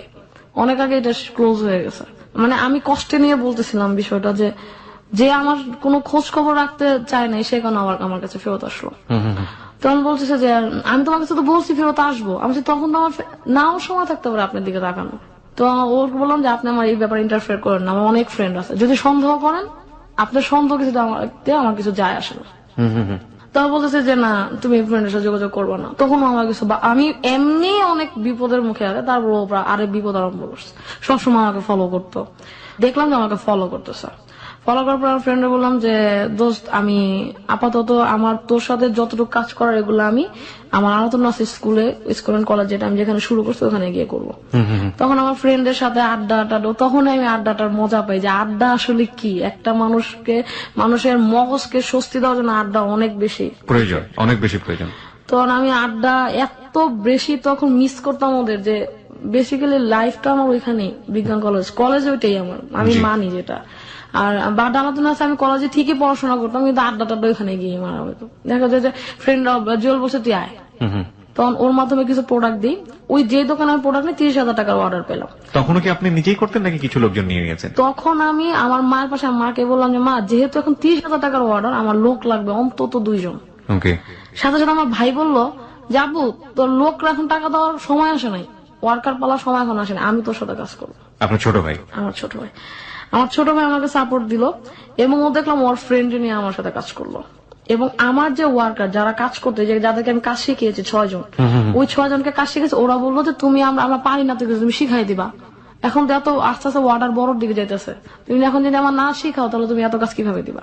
তাহলে আমি ওদেরকে কিছু কাজ দিলাম, আমরা সবাই মিলে কাজটা তুলে নিয়ে আসলাম।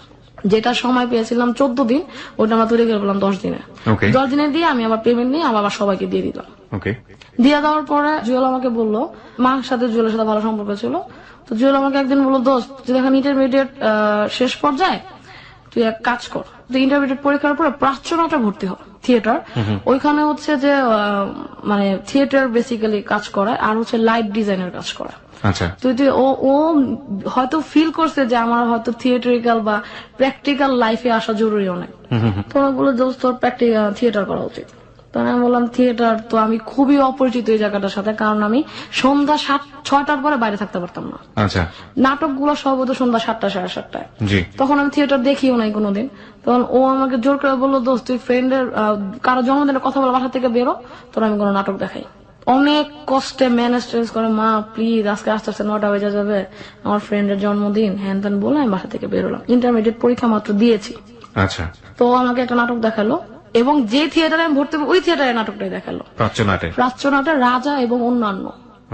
এই নাটকটা আমাকে দেখালো, আমি খুব ইমপ্রেসড। আর আমি বললাম যে আমি থিয়েটারে ভর্তি হবই।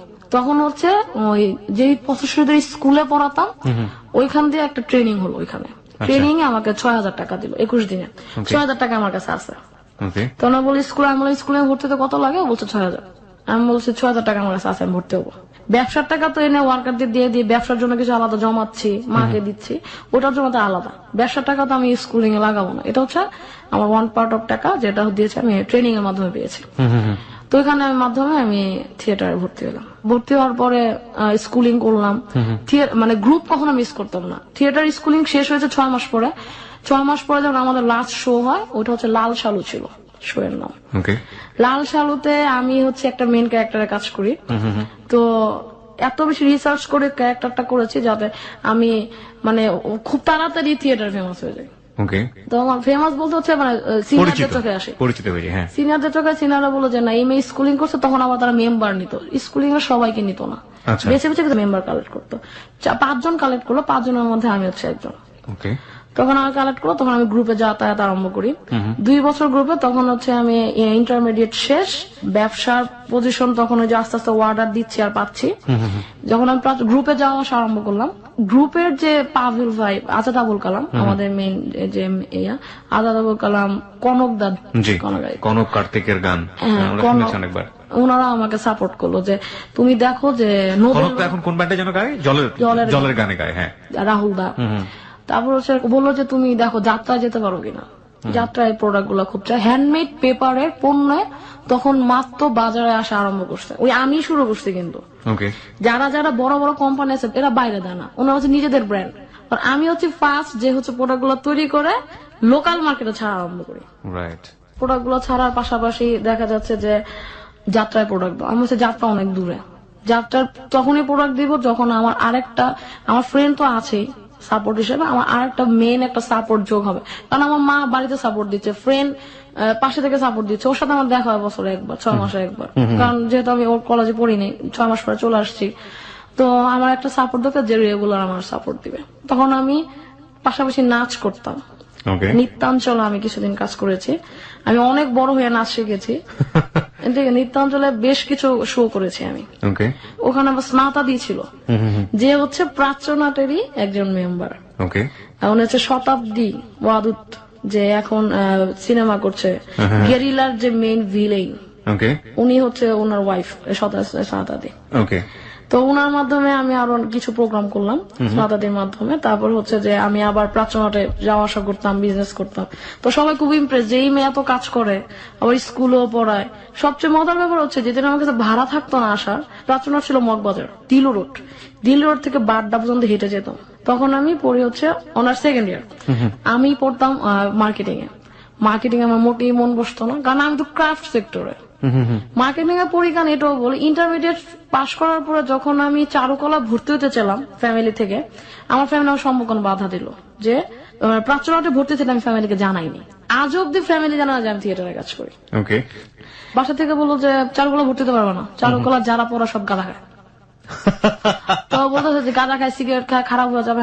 চারুকলার যারা শুনছেন তারা মাইন্ড করবেন না প্লিজ, আপনারা নিজেরাও জানেন এই ধরনের কথাবার্তা প্রচলিত আছে, but that is not true. সাধারণ মানুষের মনে হতেই পারে এরকম।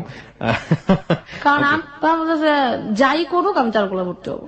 ছোট ভাইয়ের কাছে টাকা চাইলাম যে ভাইয়া আমার কিছু টাকা দেবো, আমি একটা ফর্ম কিনে আমি চারুকলা ভর্তি হবো। ভাই বলছে আমি তোর সম্পূর্ণ সাপোর্ট দিই, তুই ফ্যামিলির কথা শুনিস না, তোরা আমি সাপোর্ট দিব, তুই চারুকলা ভর্তি হবো। কিন্তু আনফর্চুনেটলি আমি কোচিং করতে পারিনি, কোচিং এ টাকা লাগে, তখনকার সময় 5,000 টাকা লাগতো কোচিং এ ভর্তি হইতে, এত টাকা তো তখন আমার কাছে নাই। হ্যাঁ, ব্যবসা করতাম টুকটাক, তো নিজের ক্যারিয়ার ডেভেলপ করার জন্য নিজের হাতে 1 টাকাও থাকতো না, তো এটা তো শখ ছিল তখন ভাই আমাকে টাকা দিল, ভাইয়া বলছে 5,000 টাকার সাপোর্ট তো তোরা আমি দিতে পারবো না, তোরা আমি ফর্ম কিনা টাকা দিতে পারি। তখন আমি চারুকলায় স্কুলিং করতে পারি নাই, যার কারণে আমি চারুকলায় আর ভর্তি হতে পারিনি। আমার মেডিকেল এই যে মার্কেটিং এ ভর্তি হলাম। মার্কেটিং আমি বুঝি না, আমি বুঝি ডিজাইন, আমার মাথার উপরে যেত মার্কেটিং এর সব সাবজেক্ট গুলো। তখন আমি ওরা কোচিং করতো, আমি কোচিং এ যেতাম না। তুই কোচিং না করলে পাশ করবি কেমন? আমি দেখিস আমি চারুকলায় ভর্তি হবো, তোরা দেখিস। মার্কেটিং এ কোথায় পড়া শুরু করলেন? আমি মার্কেটিং এ সিদ্ধেশ্বরী যে ডিগ্রি কলেজ। তখন ওই জায়গায় টাকাটাও বেশি লাগতো, ওই যে আবার নিজের টাকা থেকে নিজের পড়ালেখারই করতে হতো। নানা ভাই মাঝে মাঝে দিত, মা মাঝে মাঝে দিত, কারণ সবাই তোমার পড়ালেখার বিপক্ষে। যখনই পারে ধরে বিয়ে দিয়ে দেয়। হ্যাঁ, পারলে তো ওই সময় বিয়ে দেয়। ওই যে আমার বলতেছে যে তুই বললি ইন্টারমিডিয়েটের পর বিয়ে করবি, ছেলেই তো দেখো না, বিয়ে করবো কি আমি? তখন আমার ক্যারিয়ার, একটাই চিন্তা, ক্যারিয়ার। যে হচ্ছে আমাকে দুঃখ দিছে, কষ্ট দিছে, তার কাছে আমি ফেরত যাবো না, আমার ক্যারিয়ার নিয়ে আমি আগাই। তো প্রাচ্যনাটে ভর্তি মানে আমার রান করতে থাকি, টুকটাক কাজগুলো করতে থাকি। এরপর আমার পরের একটা ব্যাচ আসে, তো ওই ব্যাচটাকে নিয়ে আমরা কাজ করতাম, র্যাক দিতাম, হ্যাঁ তোমরা নতুন আসছো না, এটা ঝাড়ো দাও, এটা করো, এটা করো। তো আমি এটা করতাম না, আমি হচ্ছে ডিফারেন্ট, মানে আমারও কাজ তো করতেই হবে। গ্রুপে আসলে কাজ করতে হবে, গ্রুপ মানেই হচ্ছে একটা কাজের জায়গায়, এই জায়গায় আজাইরা সময় দেওয়ার সময় নেই। আর আমার আজাইরা সময় দেওয়ার সময় না মানে হচ্ছে আমার যেই ভাবে হোক রাত 8টা থেকে 8:30টার মধ্যে বাসায় থাকতে হবে। আমি যাই তারা হুড়া করে, আমি গ্রুপে খুব ফেমাস তো যে ওয়াফি আসলে চা খাওয়া যাবে, ওকে। ওয়াফি আসলে এই কাজটা খুব তাড়াতাড়ি হবে, ওয়াফি আসলে মার্কস বানাতাম মুখোশের বা গ্রুপে, ওয়াফি আসলে এই মার্কসটা তাড়াতাড়ি হয়ে যাবে, কারণ ও কাজ জানে। ওকে। আমার পরের ব্যাচের একটা ছেলে আসলো, রাজেশ, ও আমার অনেক বড় সিনিয়র। তো ও বললো যে তুই কি কি কাজ করিস আমার বল, তোর সাথে আমি কাজ করি। ডিফারেন্ট দেখলাম, সবচেয়ে ছেলেটা ডিফারেন্ট। সে হচ্ছে সবাই বললো যে রাজেশ আমার একটু খাও, নিজের টাকা পকেট থেকে টাকা দিয়ে সে খাওয়া আরম্ভ করেছে, যেহেতু তার পড়ালেখা শেষে একটা বিজনেস করতেছে, সে সবাই খাওয়ানো আরম্ভ করে। আমার খুব রাগ লাগতো যে ওরা যদি খায় তো নিজের টাকা দিয়ে খাবে, তুমি ওইটার সাথে টাকা দিতে পারো যে আমি এত টাকা দিলাম বাকি টাকা তোরা ম্যানেজ কর, কিন্তু তুমি সবার বিল কেন দিবা? আমার তো গায়ে লাগতো, কারণ আমি তো কষ্ট করে টাকা কামাই, আমি তো জানি যে টাকাটা কত কষ্ট। তাই বলতাম তুমি এক কাজ করো, তুমি টাকাটা ওদের না খাও, একদিন হুন্ডায় তেল ভরবো, আমরা দুজন মিলা পুরো ঢাকা শহর ঘুরে বলো। তো আমার বোধ হয় তোরা নিয়ে ঢাকা শহর ঘুরবো কেন? আমি কাছে আমার নিয়ে ঘুরো দরকার না, তুমি নিজে নিজে ঘুরো। তো ও আমাকে পছন্দ করা আরম্ভ করলো এই কারণে যে আমি নিজে খুব আত্মকেন্দ্রিক। রাজেশ ছেলেটার নাম? রাজেশ ছেলেটা না। Okay. তো ও আমার সাথে ঘুরতো, আমরা সময় পেলে বাইকে উঠা ঘুরা আরম্ভ করতাম। তো ও আমার সাথে প্রথমে বলো তুই কি কি কাজ করিস আমি একটু দেখতে চাই, গ্রুপে তোর খুব প্রশংসা, তুই খুব ক্রিয়েটিভ, তুই কিসের ক্রিয়েটিভ আমি দেখতে চাই। সবসময় পৌঁছে তুই তো হিডেন ট্যালেন্ট, আয় তোর কি কি কাজ আমি দেখি। তা দেখি আমার দোকানে তোর কিছু কাজ উঠানো যায় কিনা। ও ছেলের ব্যবসা ছিল? হ্যাঁ, ওনার ব্যবসা হইতেছে যে স্টেশনারিজ এর ব্যবসা, স্টেশনারিজ। ওকে। পাশাপাশি gift item. Gift item. Okay. তো আমি বলে তুই আমার দোকানে প্রোডাক্ট দেয়, আমি তাহলে তো তোমার আমার প্রোডাক্ট গুলো দেখতে হবে, চলো আমি তোমার দেখাই। তো একদিন আমি ওর কাছে টাইম নিলাম যে ভাইয়া তুমি আমার সাথে আসো, আমি তোমার আমার যে জায়গাগুলো আমি সবচেয়ে মনে চিনাবো। ওকে। তো ওর যখন আমি জায়গা চিনালাম, আলটিমেটলি দেখলাম যে যে যে জায়গা ও নিয়ে যেতে ওই সব জায়গা ওরে চিনে ভালো। তো রাজেশ ভাই এই মেয়েটাকে এই আপুরো তো অনেক আগে থেকে চিনি, তো আপনার আপুর সাথে যোগাযোগ কিভাবে? ও বলতেছে যে আমরা একই গ্রুপে কাজ করি। তো ও আমাকে দেখে আর চিন্তা কর, ও হচ্ছে খুব বড় ফ্যামিলির ছেলে, পুরান ঢাকায় একদম ঢাকাইয়া। তো ও আমার এই স্ট্রাগল দেখে রীতিমতো অবাক যে একটা মেয়ে কিভাবে স্ট্রাগল করে। তখন ও বলছে তো আজ যে কোন জায়গায় তোর প্রোডাক্ট আছে, যেহেতু আমার অনেক সিনিয়র, আমি আমার তুই করে বলতাম, ভাইয়া ভাইয়া করে বলতাম। আমি বলছি আজ যে কই প্রোডাক্ট আছে চলো তোমার দেখাবো। তো আমি দেখালাম প্রোডাক্ট, ও খুব ইমপ্রেসড আমার প্রোডাক্ট দেখে যে একটা মেয়ে হইলে এরকমই হওয়া উচিত। তো বললো যে আমার অনেক পরিচিতি আছে, আজ যে তুই আরো প্রোডাক্ট দিতে পারবি ইচ্ছা করলে। আমি বললাম যে ঠিক আছে। তখন আমার ফ্রেন্ডকে একদিন ডাক দিলাম, জুয়েলকে, জুয়েল আমার মা, দুজনের সাথে ওর সাথে পরিচয় করাই দিলাম। তো আমার ফ্রেন্ড খুব পছন্দ করে, আমার ফ্রেন্ড তখন ব্যাপারটা বুঝতে পারতেছে যে ও তো ওরা তো একদিক থেকে ঘুরাই নিয়ে আসছে, ও তো আরেকদিকে এখন ওর ব্যস্ত হওয়া উচিত, যদিও ছেলেটারা পছন্দ করে বা ছেলেরা যদি ওর কাজ পছন্দ করে বা ওরে পছন্দ করে, যাতে ওরা মিট হয় একসাথে। ফ্রেন্ড মানে আপনার জুয়েল? আমার ফ্রেন্ড জুয়েল। ওকে। তখন ও বললো যে ঠিক আছে তুই ওরে সময় দে। তখন মানে ইসে বললো যে রাজেশ ভাই আপনি ওরা সময় দেন, আমি তো পারতেছি না। আমার ফ্রেন্ড তখন জাহাঙ্গীরনগরে ড্রামাটিক্সে পড়ে, তো জাহাঙ্গীরনগর থেকে এসে আমার সময় দিতে পারতো না, আর আমার কোনো ফ্রেন্ড নাই যাকে নিয়ে আমি বিভিন্ন জায়গায় মুভ করবো। মেয়েদের একা চলা খুব রিস্কি। ওকে। তো মা বললো যে ঠিক আছে রাজেশ তুমি ওরা নিয়ে একটু কাজ করো, ও তো আমার মেয়েটা অনেক কষ্ট করতেছে, পাশাপাশি বিয়ে হয়ে যেতে পারে যে কোনো সময়। ও বললো যে আন্টি এখন কি বিয়ে দিবেন, বিয়েরও পরে দেন, ও কাজ করতেছে কাজটা করতে দেন।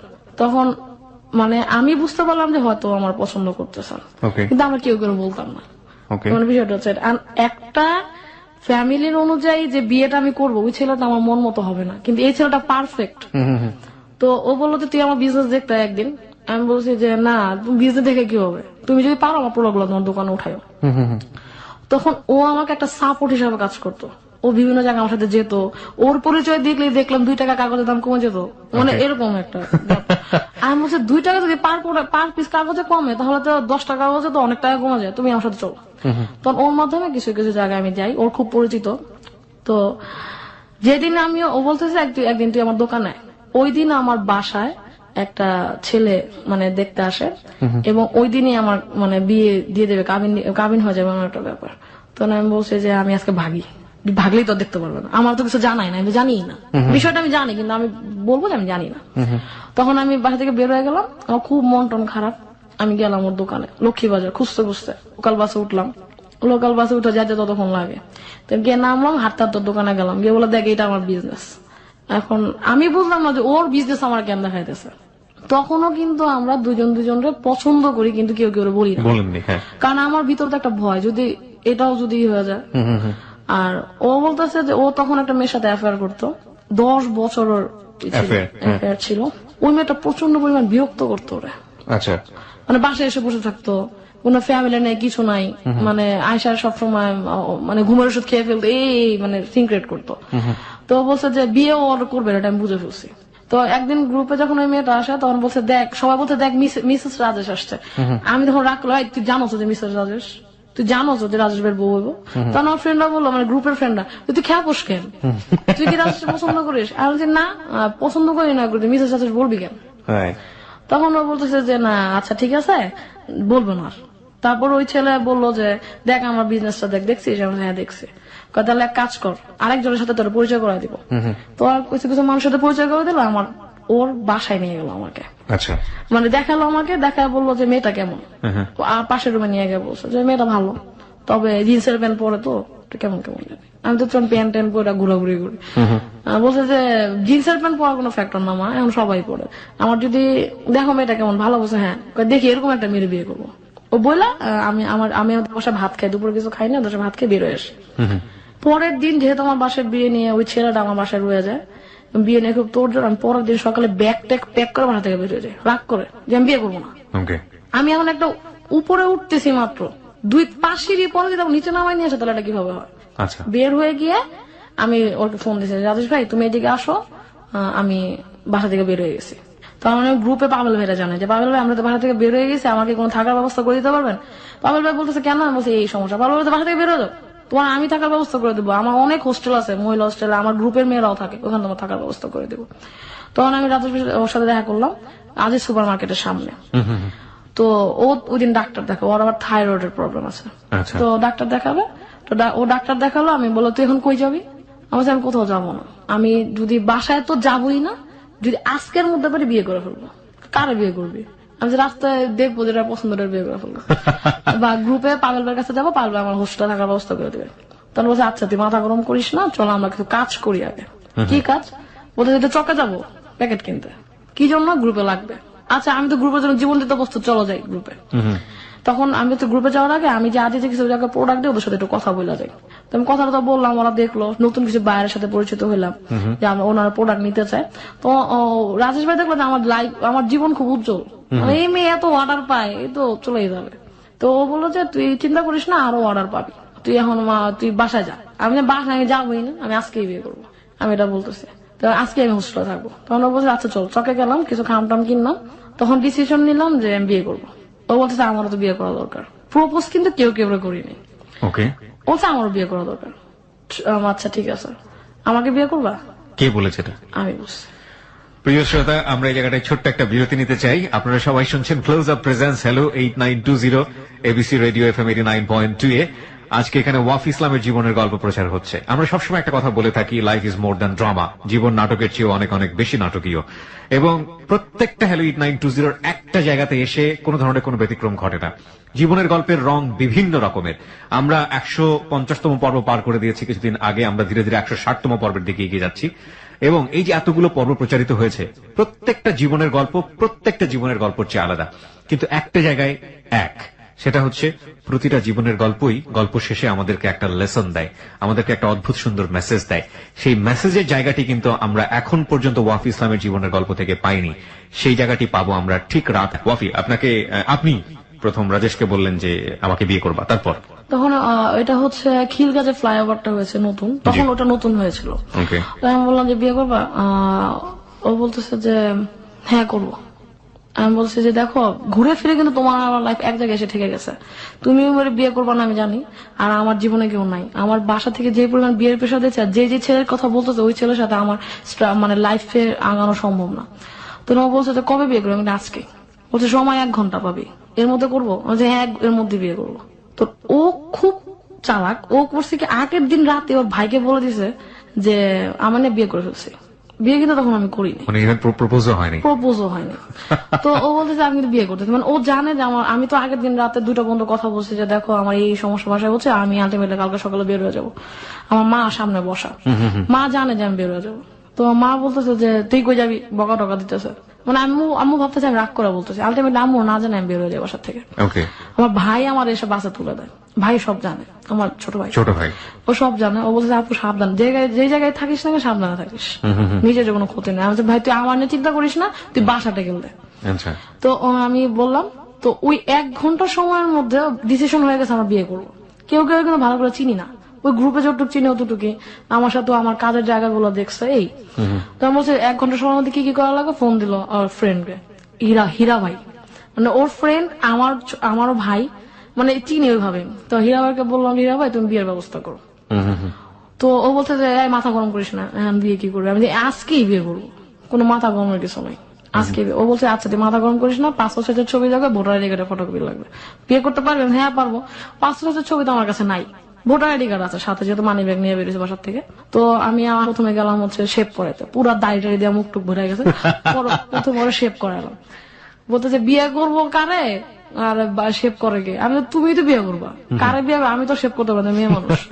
বলা টলা শেপ করাইলাম। শেপ করানোর পরে গেলাম বাটা সিগন্যাল ছবি তুললাম, 500 সাইজের ছবি। তখন আমার বললো যে আমরা কি ঠিক করতেছি? আমি ঠিক বা ঠিক জানি না, আমার মনে হইতেছে ঠিক। যদি তোমার সাথে আমার ভাগ্য লেখা থাকে তাহলে আজকে বিয়ে হবে এবং কোনো সমস্যা হবে না। তখন আমার হীরা ভাই আবার ফোন দিল যে ওয়াফি সাক্ষী তো 2 জন লাগবে।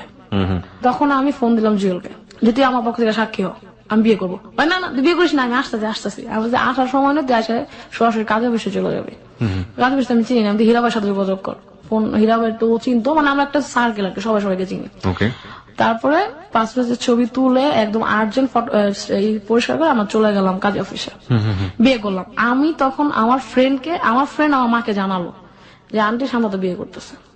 আম্মু শুনে মানে কান্দতেছে যে শান্তা কারে বিয়ে করছে, ও তো রাজেশ। যখন শুনতে রাজেশ তখন আম্মু কান্দাকান্দি স্টপ। আম্মু জানে আমি ওর কাছে ভালো থাকবো। তারপর বিয়ে হলো, সবাই ইটি করলাম। তো আমার মা আমাকে ফোন দিয়ে বললো তুই তোর বাবার এসে জানা বিষয়টা, তুই বিয়ে করছিস।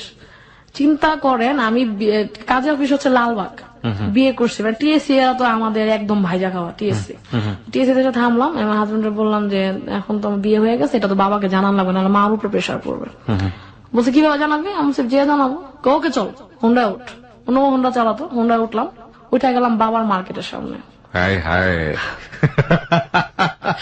বাবার মার্কেটের সামনে গিয়ে আমার কাঁধে ব্যাগ, আমার পাশে একটা ব্যাগ, সাইড ব্যাগ একটা, কাঁধের ব্যাগ একটা, যেহেতু কাপড় চোপড় নিয়ে হাতে বেরিয়েছে। ফোন দিলাম, বাবা তুমি একটু মার্কেটের বাইরে আসো। বাবা আসলো, যেমন আমি একটা ছেলের হোন্ডা থেকে নামতেছে, যে জায়গায় আমার বাসার থেকে বেরোতে দেন আমি হোন্ডা থেকে নামতেছি। ও মাই গড, মানে আমি বিজয় যে ভয় পাইতেছিলাম, আমার ভাই তো দেখছে আমি আসছি, ও তখন বাবার দোকানে মানে একটু যায় বাবাকে সময় দেওয়ার জন্য। ও দূর থেকে দেখতেছে আমি আসছি, ওর পা কাঁপা আরম্ভ হয়ে গেছে, মনে হতো যেন আমি বিয়ে করে ফেলছি। আম্মু বাসা থেকে আল্লাহ আল্লাহ করতেছে, আমার ভিতরে কোনো ভয় নেই, বিয়ে করছি আমি তোরা আটকাতে পারবে না। বাবা আসছে, বাবা জোড়া ধরলাম, বাবা আমি না বিয়ে করে ফেলছি। হ্যাঁ কারে বিয়ে করছিস? ওরে বাবা ওকে চিনতো, একবার দেখছে আর কি। আচ্ছা বিয়ে করছিস, বাসা যা।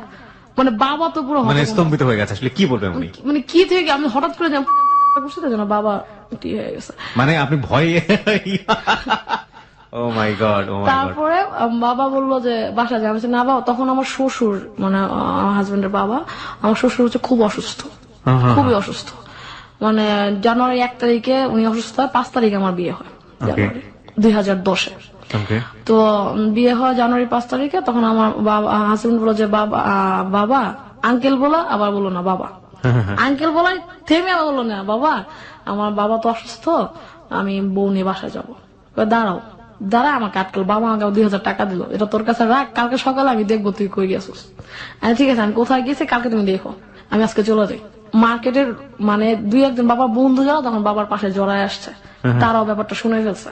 তখন বাবাকে ওরা সবাই বললো যে যাওয়ার হয়ে গেছে, মেরে শ্বশুর বাড়ি যেতে দেন, পরের ব্যাপার পরে দেখা যাবে। তখন বাবা জিজ্ঞেস করলো যে এই ঘটনা কেন ঘটছে, তখন বাবা বলছে যে ওর জন্য প্রস্তাব দেখা হইতো, এটা ও মানতে চাইতো না, ও নিজে পছন্দ করে বিয়ে করছে, দেখা যাক কি করি। মানে বাবা তখন পুরো হ্যাং। মজার বিষয় হচ্ছে যখন আমি বাবাকে বলে 2000 টাকা নিয়ে আবার হোন্ডা উঠি, তখন আমার হাজবেন্ডের হোন্ডা স্টার্ট নিতেছে না, স্টার্ট নেয়ই না। মানে শীত, প্রচন্ড শীত, পেট্রোল ঠান্ডা হয়ে গেছে, ও তো টেনশন, আমি তো টেনশন করছি। এখন যদি মামারা বা চাচারা কেউ দেখে ফেলে তাই তো বাসা যা, যেহেতু বাসার একদম কাছে বাবার দোকান, আমি তো আল্লাহ লাগছে কেউ যাতে না দেখে, বাবার সামনে যাতে হোন্ডাটা স্টার্ট নেয়। আর আমার একটা বিষয় যে বাবা বলছে যেহেতু শ্বশুর বাড়ি যা মানে যাবে, হোন্ডা আধা ঘন্টা পরে হোন্ডা স্টার্ট নিয়েছে। ও মাই গড, আমি তো ভয়ে শেষ। তারপর হোন্ডা স্টার্ট নিয়েছে, ও খালি ইশারা করছে হোন্ডায় উঠ। আমি হোন্ডায় উঠে বললাম যে বাবা আচ্ছা কালকে সকালে দেখা হবে। মানে আমি ভিতরে কোনো ভয় নাই, শুধু একটা জিনিস কাজ করতেছিল কেউ যাতে দেখে না ফেলে, তাহলে তো আটকাই দিবে। তারপরে বললাম, তারপর উঠলাম হোন্ডা উঠে সীমান্ত কেটে আদর করলাম, ভাই আমি যাই। ও দেখে তখনও কাঁপতেছে, মানে ও বলছে তোর কত সাহস, তুই বিয়ে করে বাবার কাছে বলতে আসছস।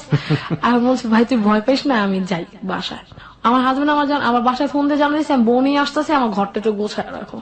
আমি আর ঘরে কখনো যাইনি, তো বাবাকে পায়ে পায়ে দিয়ে আমি চলে গেলাম। আমার হাজবেন্ড বলতেছে চল আমরা রাজধানীর সামনে থেকে ডিম হাফ বয়েল ডিম খাই। বিয়ে করার ভয় লাগছে এই জন্য হাফ বয়েল ডিম। হাফ বয়েল ডিম খাবে, তো রাজধানীর সামনে গিয়ে হাফ বয়েল ডিম খেলাম। ভয় লাগলে তো ঠান্ডা কিছু খাইতে হয়, হাফ বয়েল ডিম খাই, শীতের মতো গরম লাগবে। তো ডিম খাওয়া আমার বাসায় নিয়ে গেল। আমার শাশুড়ি গেট খুললো, খুলে আমি তো খুব ভয়, আল্লাহ জানে কি হয়। একটা তো পানি দিয়ে আসছেন, এবার আরেকটা একটা কোনো ম্যানেজ করেছে না, আরেকটা ঢুকলাম, শাশুড়ি সালাম করলাম। আমার ননাস অমায়িক, মানে আমার শাশুড়ি ননাস আমার শ্বশুর সব দেবর সবাই খুব ভালো, কিন্তু আমার ননাস আমার প্রথম থেকে অনেক আদর করে। মানে ওই যে মেয়েটার সাথে অ্যাফেয়ার করতো ওই মেয়েটার সহ্য করতে পারতো না, মেয়েটা পছন্দ করতো না, ওদের জন্য ও দেখতে পারতো না। আমাকে খুব পছন্দ করে, আমাকে মিষ্টি চিনি খাওয়াই মানে বরণ করে ঘরে তুলছো। তা আমার শাশুড়ি আমাকে মিষ্টি খাওয়াইলো। আমার শ্বশুরের সালাম করলাম, সালাম করার পরে বলে সে তো আমাকে আগে দেখছে, বলছে ঠিক আছে তুমি সুখী হও বলে আমি আমার ঘরে পাঠাই দিল। ঘরে গিয়ে তো আমি পুরো মানে হতভম্ব, এত বই মানুষের ঘরে কেমনে আসে। আমার হাজবেন্ডের পুরা ঘর বই, আর শুধু একটা বিছানা আছে, মানে একটা খাট আছে, আর আশেপাশে বই ছাড়া কিছু চোখে দেখা যায় না। খাটটা খুব পরিষ্কার, আর ও খুব যেহেতু ছেলে ব্যাচেলর, ওর জামা কাপড় সব ইস্ত্রি করে একদিকে ভাঁজ করা, অগোছালো সব একদিকে ভাঁজ করা, খুবই অগোছালো, কিন্তু সারা ঘরে বইগুলো শুধু গুছানো। মানে আমি আনুমানিক তখন ধরতে পারি ওর ঘরে 4000 বই। এত বই, মানে সে সংগঠন করে আমার অনেক আগে থেকে।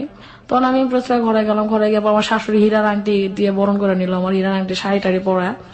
তখন ওই সমস্যা জামাই বললো কি যে আমি, আমার দেবর আসলো, বলছে আমি বিয়ের শুক্রানা নামাজ কিভাবে আদায় করা যায় সবার সামনে। আমি তো খুব লজ্জা পেয়ে গেলাম যে সমস্যা যেটা বলার।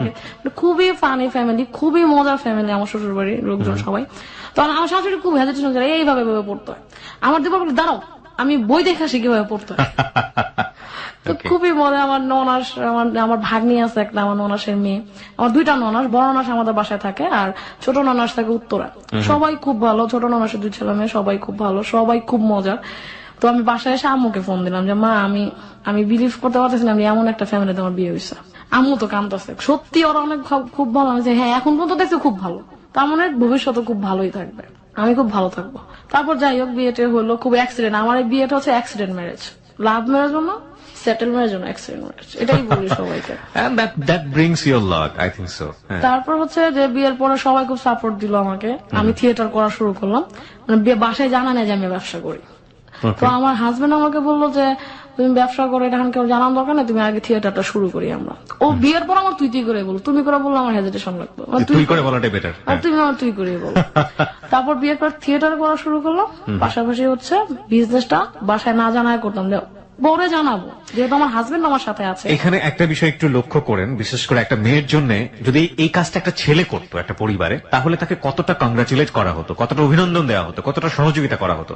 একটা মেয়ে শুধুমাত্র সদ ইচ্ছা এবং নিজের ইচ্ছা, না পেয়েছে বয়ফ্রেন্ডের কাছ থেকে সাপোর্ট, না পাচ্ছে তেমন একটা ফ্রেন্ডের কাছ থেকে সাপোর্ট, না পাচ্ছে ফ্যামিলির কাছ থেকে সাপোর্ট, এবং শ্বশুর বাড়িতে গেল সেখানেও গোপন রাখতে হতো যদি তারা ব্যাপারটাকে সহজভাবে না নেয়। এবং তারপরও মনের শুধুমাত্র একান্ত ইচ্ছা দিয়ে সে কিন্তু একের পর এক এগিয়ে যাচ্ছে, এবং এগিয়ে যাওয়ার গল্প যেখানে সে দাঁড়িয়েছে সেটা নিঃসন্দেহে আমাদেরকে অনেক বেশি অবাক করবে। এটাই হচ্ছে আমাদের আজকের হেলো 920 লেসন। ওকে, আমরা আগে তারপর আমার হাজবেন্ড সাপোর্ট করলো আমাকে যে আমি তোমাকে অবশ্যই, তোরা অবশ্যই সাপোর্ট করবো, তুই আগা। তখন আমি বললাম 2010 বিয়ে হয়, তখন আমি বললাম যে একটা মেলা করা যায় কিনা দেখো তো, আমার যে প্রোডাক্ট গুলা অনেকে তো জানে না প্রোডাক্ট গুলা বানায়। তখন বলছে তুই 1-2টা প্রোডাক্ট নিয়ে কি মেলা করবি। হাজবেন্ড বললো যে আমি বললাম যে আমি তো এত জায়গা যাই না, এখন বিয়ের পরে কিভাবে এত জায়গায় যাবো। বলছে তোর কোথাও যাওয়া লাগবে না, আমি তোর সব জোগাড় করে দেবো, তুই ঘরে বসে প্রোডাক্ট বানাবি। আচ্ছা, প্রয়োজনে তুই বাড্ডা যাবি, মানে বাড্ডা থেকে সীমান্তকে ডেকে নিয়ে আসবি, ঘরে বসে প্রোডাক্ট বানাবি। তো বিয়ের পরে তো অনেক কাহিনীতে বললাম, আরো অনেক কাহিনী আছে। পরের দিন বাবা আসলো মিষ্টি টিষ্টি নিয়ে, পরে মানে হলো 3 মাস পরে আমার এই আবার একটা গেট টুগেদার হয়। এটা এই হয় একদম কোনো সমস্যা নেই। আমার শাশুড়ি শ্বশুর খুব ভালো মানুষ, আমার বাবা মা খুব সহজভাবে ব্যাপারটা মেনে নিয়েছে, এবং খুব সহজভাবে এবং খুব ভাবে আমার ধুমধাম করে আমার পড়া উঠাই দিছে। তখন আমি 3 মাস পর চিন্তা করলাম যে আমার হাজবেন্ড বললাম একটা মেলা করা যায় কিনা দেখো তো। মেলা করলে তো বাসা সবাই জানা যাবে, আমাকে জানো আমি তো কোনোদিন বাধা দিবে না, সাপোর্ট দিবে। আমার শাশুড়িকে আমি বলতাম, তো আমি বলছি, ঠিক আছে তাহলে এটা দিয়ে শুরু হোক। কোনো সবকিছু অ্যারেঞ্জ করে এনে দিল, আমি আবার বিয়ের যাদের যাদের প্রোডাক্ট দিতাম তাদের থেকে প্রোডাক্ট দিই এবং একটা মেলা করলাম ওকে 2010-এ। কোথায় করলেন মানে? বাংলা একাডেমিতে। বাংলা একাডেমিতে মেলা করলেন সম্পূর্ণ আপনার নিজের প্রোডাক্ট? সম্পূর্ণ আমার নিজের প্রোডাক্ট দিয়ে। My goodness. এবং প্রচুর সেল হইলো, মানে যা বানাই রাতে বানাই দিনে এসে সেল, প্রতিদিন বানাতে প্রতিদিন সেল করতাম। এটা তো আমার কোনো ওয়ার্কার ছিল না, ওই যে কয়েকজন ওয়ার্কার, তখন তো শ্বশুর বাড়ি থেকে বের হওয়া সম্ভব না। ওই আম্মুকে ফোনে বলে বলে যতটুকু করতে পারতাম। আমার হাজবেন্ড দৌড়ায় গিয়ে বাড্ডায় থেকে ওগুলো নিয়ে আসতো। এই লোকটা আমার হাজবেন্ড এত বেশি পরিশ্রম আমার পিছনে দেয়, মানে অবাক করা যে একটা মেয়েকে একটা হাজবেন্ড যদি এই পরিমাণ হেল্প করে তাহলে একটা মেয়ের পক্ষে সামনে আগা যাওয়া কোনো ব্যাপার না। বাহ। মানে সম্পূর্ণ সাপোর্ট, ফ্যামিলি কোন কোশ্চেন করতেছে ও আনসার করতেছে, আমাকে প্রোটেক্ট করতেছে। আবার আমাকে যখন ওর ব্যাপারে কোনো করতেছে, ও কেন এটা কেন করে, থিয়েটার করলে তো টাকা দেয়, তখন আমি বলছি আমি করুক না, নিজের শান্তির জন্য কিছু করা লাগে। ওরে আমি থিয়েটার অফ করে আবার ওরে পাঠাইতাম, আবার ও কোথাও গেলে আমার নিয়ে যেত। মানে বিষয়টা হচ্ছে এরকম, দুজন ম্যানেজ করবা, আন্ডারস্ট্যান্ডিং আমাদের মধ্যে খুব ভালো। তখন ও আমাকে মেলা করার পরে দেখলাম প্রচুর সেল হচ্ছে। আমার হাজবেন্ড রাতে ঘরে প্রোডাক্ট বানাচ্ছে, আমিও বানাইতেছি। তখন প্রোডাক্টে খুব বেশি সাড়া পেলাম। তখন আমার হাজবেন্ড চিন্তা করলো যে থাকা আমার দোকান নেই, আমার নিজেদের ব্র্যান্ড করবো। আচ্ছা। তো নিজেদের ব্র্যান্ড হিসাবে তখন আমরা গাউসুল আজম একটা দোকান নেই। হ্যাঁ, গাউসুল আজম সুপার মার্কেটে আমি একটা দোকান নিই। দোকান নিই 2 তলায়। তখন দেখলাম স্টুডেন্ট ওইখান থেকে গিয়ে প্রোডাক্ট কিনে নিয়ে আসতো। তখন আমি আনফরচুনেটলি আমি প্রেগনেন্ট হয়ে যাই।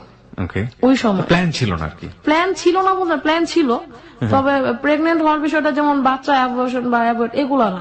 আমি বলছি বেবি যখন হয়ে গেছে আমি নিবই। আমার জীবনে এত যুদ্ধ করতে যদি পারি তাহলে আমার বেবিকে নিয়ে যুদ্ধ করতে পারবো। যদি আমার মা আমাকে নিয়ে যুদ্ধ করতে পারে, আমি আমার বেবিকে নিয়ে যুদ্ধ করতে পারবো।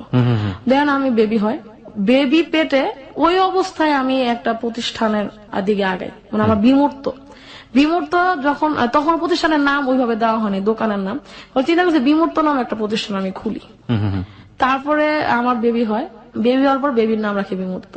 ওই হচ্ছে আমার বিমূর্ত। মানে প্রতিষ্ঠানের নাম অনুসারে আপনার বেবির নাম নাকি না বেবির নাম অনুসারে? বেবির নাম অনুসারে প্রতিষ্ঠানের নাম। প্রথমে এটা ছিল মানে একটা কারুশিল্প প্রতিষ্ঠান নামে। তখন যখন আমি নিজেদের ব্র্যান্ডের চিন্তা করি তখন আমার বেবি হয়ে যায়। বেবি হওয়ার পর আমি চিন্তা করি যে আমার ব্র্যান্ডের নাম আমি বিমূর্ত দিব। বলছে বিমূর্ত কেন? আমার হাজবেন্ড আবার গান গাইতেছিল বিমূর্ত রাত্রি আমার। আমি বললাম যে আমি তো তখন প্রেগনেন্ট, আমি বলছিলাম যে বিমূর্ত, যা ছেলে হোক আমি হোক আমার সন্তানের নাম বিমূর্ত হবে। তখন আমি বললাম যে ঠিক আছে। তখন বেবি, তখন আমার হাজবেন্ডই ব্যবসাটা যতটুক পারে দেখছে, দোকানগুলো মোটামুটি একটু চালানোর চেষ্টা করছে। তখন টুকটাক মেলা করতাম, ওই আমার ভাই গিয়ে মেলায় বসতো বা আমার হাজবেন্ড গিয়ে মেলায় বসতো, আমি তো ঘর থেকে বেরোতে পারতাম না সহজে। কিন্তু ওই প্রেগনেন্ট থাকাকালীন অবস্থায় যখন আমি আর 2 মাস, তখন আমার হাজবেন্ড আমার চিন্তা করলো যে মার্কেটিং এ না পড়ে চারুকলা ভর্তি করে দিবে। এখন তো মেইন চারুকলা ভর্তি হওয়া যাবে না, তখন ওই ইউরো চারুকলা আমাকে ভর্তি করে দিল। তুই মার্কেটিং এ এখন কষ্ট করে না যায়, তুই ইউরোটা শুরু কর, বেবি হওয়ার পর এটা নিয়ে রান করবি। আচ্ছা। তো যেহেতু আমি ডিজাইন নিয়ে পড়তেছি, আমাকে ডিজাইন সেক্টরে ঢুকাই দিল। সম্পূর্ণ চারুকলা, আমি পেন্টিং এ ভর্তি হয়ে গেছি। সেই চারুকলায় পড়া হলো তাহলে? চারুকলায় পড়া হলো, এবং আমার শুধু আমার হাজবেন্ডের কারণে সে আমাকে ভর্তি করে দিল। বলতেছে যে তুমি ডিজাইন নিয়ে চিন্তা করো, তুমি এখানে পড়ো, দেখো কি পারো। ফার্স্ট সেমিস্টার চলাকালীন অবস্থায় আমি বেবি নিয়ে বাসে যাতায়াত করতাম, বেবি পেটে নিয়ে। নট বেবি তখন হয় নাই আমার, বেবি পেটে নিয়ে যখন 9 মাস তখন আমি ভার্সিটি গেছি। গিয়ে ফার্স্ট সেমিস্টার খুব কষ্টে আমি ফিল মানে পুরোপুরি করে ফার্স্ট সেমিস্টার করে সেকেন্ড সেমিস্টার যাওয়ার আগ পর্যন্ত আমি একটা ড্রপ অ্যাপ্লিকেশন ফেলি যে আমি সেকেন্ড সেমিস্টার আবার 1 বছর পরে শুরু করবো। ওই 9 মাসের সময় বন্ধ হয়, ঠিক তার 18 দিন পর আমার বেবি হয়। ওই অবস্থায় আমি কিন্তু পড়াশোনাও বন্ধ করি নাই, আমি ব্যবসাও ক্লোজ করি নাই।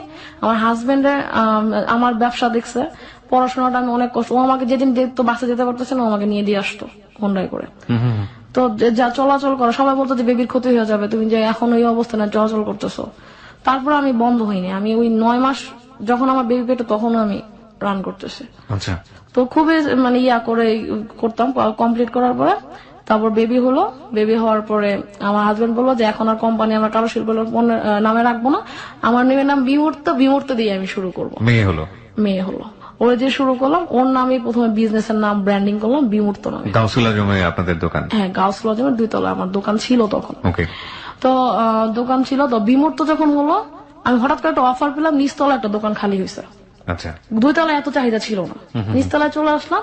ও আমার মেয়ে আমার জন্য অনেক লাকি, আমি আমার মার জন্য লাকি। হয়তো আমার মা বলে যে তুমি আমার জন্য অনেক লাকি, তোমাকে নিয়ে আমি অনেক দূর আগাইছি। আমার মেয়ে আমার জন্য অনেক লাকি। তো হওয়ার পর আমি একের পর একটা মানে কাজের প্রতি আগাই। ওকে কোলে নিয়ে আমি কাজ করতাম। তখন আমার ওই ওয়ার্কার বাড্ডার 6 জন ওয়ার্কার, আমার মা, আমার ভাই, আমার হাজবেন্ড সবাই আমাকে হেল্প করতো। আর তারপরে ওরা কোলে নিয়ে দুলাইতাম আর আঠা দিয়ে কাজ করতাম। বিষয়টা এরকম ছিল। তারপরে আমি আস্তে আস্তে আবার কলেজ যাওয়া আরম্ভ করি, আবার রান করা আরম্ভ করি, এবং ও যখন 40 দিনের, তখন ওরে নিয়ে আমি আবার কলেজ যাওয়া শুরু করি কোলে নিয়ে। ওই যে একটা ব্যাগ থাকে না কোলে বাচ্চাগিরি করা যায়, জি জি জি, ওইটা নিয়ে আমি ওরে নিয়ে ভার্সিটি চলে যেতাম। ভার্সিটিতে ওরে কোলে নিয়ে ক্লাস করতাম। ওকে। তখন আমার মা বলতো যে যেদিন মা আসতে পারতো বাসায় ওদিন মা আম্মু রাখতো, যেদিন না রাখতো ওদের মধ্যে নিয়ে চলে যেতাম। এখন আজকেও এখানে আসার সময় আমার বাচ্চা খুব কান্নাকাটি করছে, মা আম্মু আমি তোমার সাথে যাবো, কারণ ও ছোটবেলা থেকে আমার সাথে চলে অভ্যস্ত। তখন দেখা গেল যে ওরা নিয়ে ক্লাস করতাম, আবার কাজ সবকিছু করে আমি চিন্তা করলাম যে আমার একা তো আমার হাজবেন্ডের পক্ষে আমার পক্ষে ব্যবসা দাঁড় করানো সম্ভব না। তখন আমি বাড্ডায়, মানে অজপাড়াগা ওইটা একটা, বাড্ডার একদম ভিতরে কিছু ওয়ার্কার তৈরি করলাম। তারপর আমার প্রোডাক্টের ওই একটা দুইটা, প্রথমে ছিল কি কার্ড, তারপর হলো অ্যালবাম। এখন আমার এই একটা দুইটা করে প্রোডাক্টের কনসেপ্ট সব নিজের কাছ থেকে আসতো। আমি সব নিজে থেকে তৈরি করছি, পেন হোল্ডার, ফটো স্ট্যান্ড সব নিজে থেকে করতাম। আমার হাজবেন্ড আমাকে হেল্প করতো, ম্যাটেরিয়ালস গুলো কাজ করে দিত, এবং ও কিছু কনসেপ্ট দিত যে এটা দেখতে করতে পারিস কিনা, আয় আমরা একটা ফটো ফ্রেম তৈরি করি। ওই যে অনুপ্রেরণা, আমার মা বলতো হ্যাঁ ও যখন করতো তুমি করো, অনুপ্রেরণা এবং শক্তি সবই আমার হাজবেন্ডের। এটা 2010-এর কথা। 10 থেকে 11-তে আমার মেয়ে হলো, 11-তে প্রোডাক্টের ব্র্যান্ডিং নামে বিমূর্ত নামে বাংলাদেশে আসলো। তারপরে আমি আস্তে আস্তে চারুকলা পড়া শুরু করলাম, এবং প্রোডাক্ট গুলো আমার দোকানে সেল হইতো, এবং আজিজ সুপার মার্কেটে সেল হইতো। ওকে। গাছবাজার আমার দোকানেও সেল হইতো, আমার আজিজ সুপার মার্কেটে। দুটো দোকান গাছলাজমে। হ্যাঁ। তারপর আমার কিছু যাত্রা, যেমন যাত্রা একটা প্রতিষ্ঠান, জি। আইডিয়া ক্রাফট একটা প্রতিষ্ঠান, এইসব জায়গা থেকে আমি যাত্রায় কিন্তু যাইনি। দেশি ব্র্যান্ডে যাত্রা কিন্তু অনেক সফল একটা নাম। আপনারা নিশ্চয়ই যারা যাত্রা থেকে কেনাকাটা করেন তারা জানবেন। যাত্রা, আড়ং, হ্যাঁ, এবং আজিজ সুপারে যারা যান, এগুলো অনেক এখন মানে কি বলা যেতে পারে, এগুলো বাংলাদেশে এখন বাঙালি জাতীয়তা বোধের সাথে অনেক বড় একটা ব্র্যান্ড হয়ে গিয়েছে। হ্যাঁ বলুন। তারপর আমি আমার হাজবেন্ড মিলে যাত্রার প্রোডাক্ট দিলাম। যাত্রার প্রোডাক্ট দেওয়ার পরে ওরা আরো বেশি প্রোডাক্ট নেওয়া আরম্ভ করলো। আচ্ছা।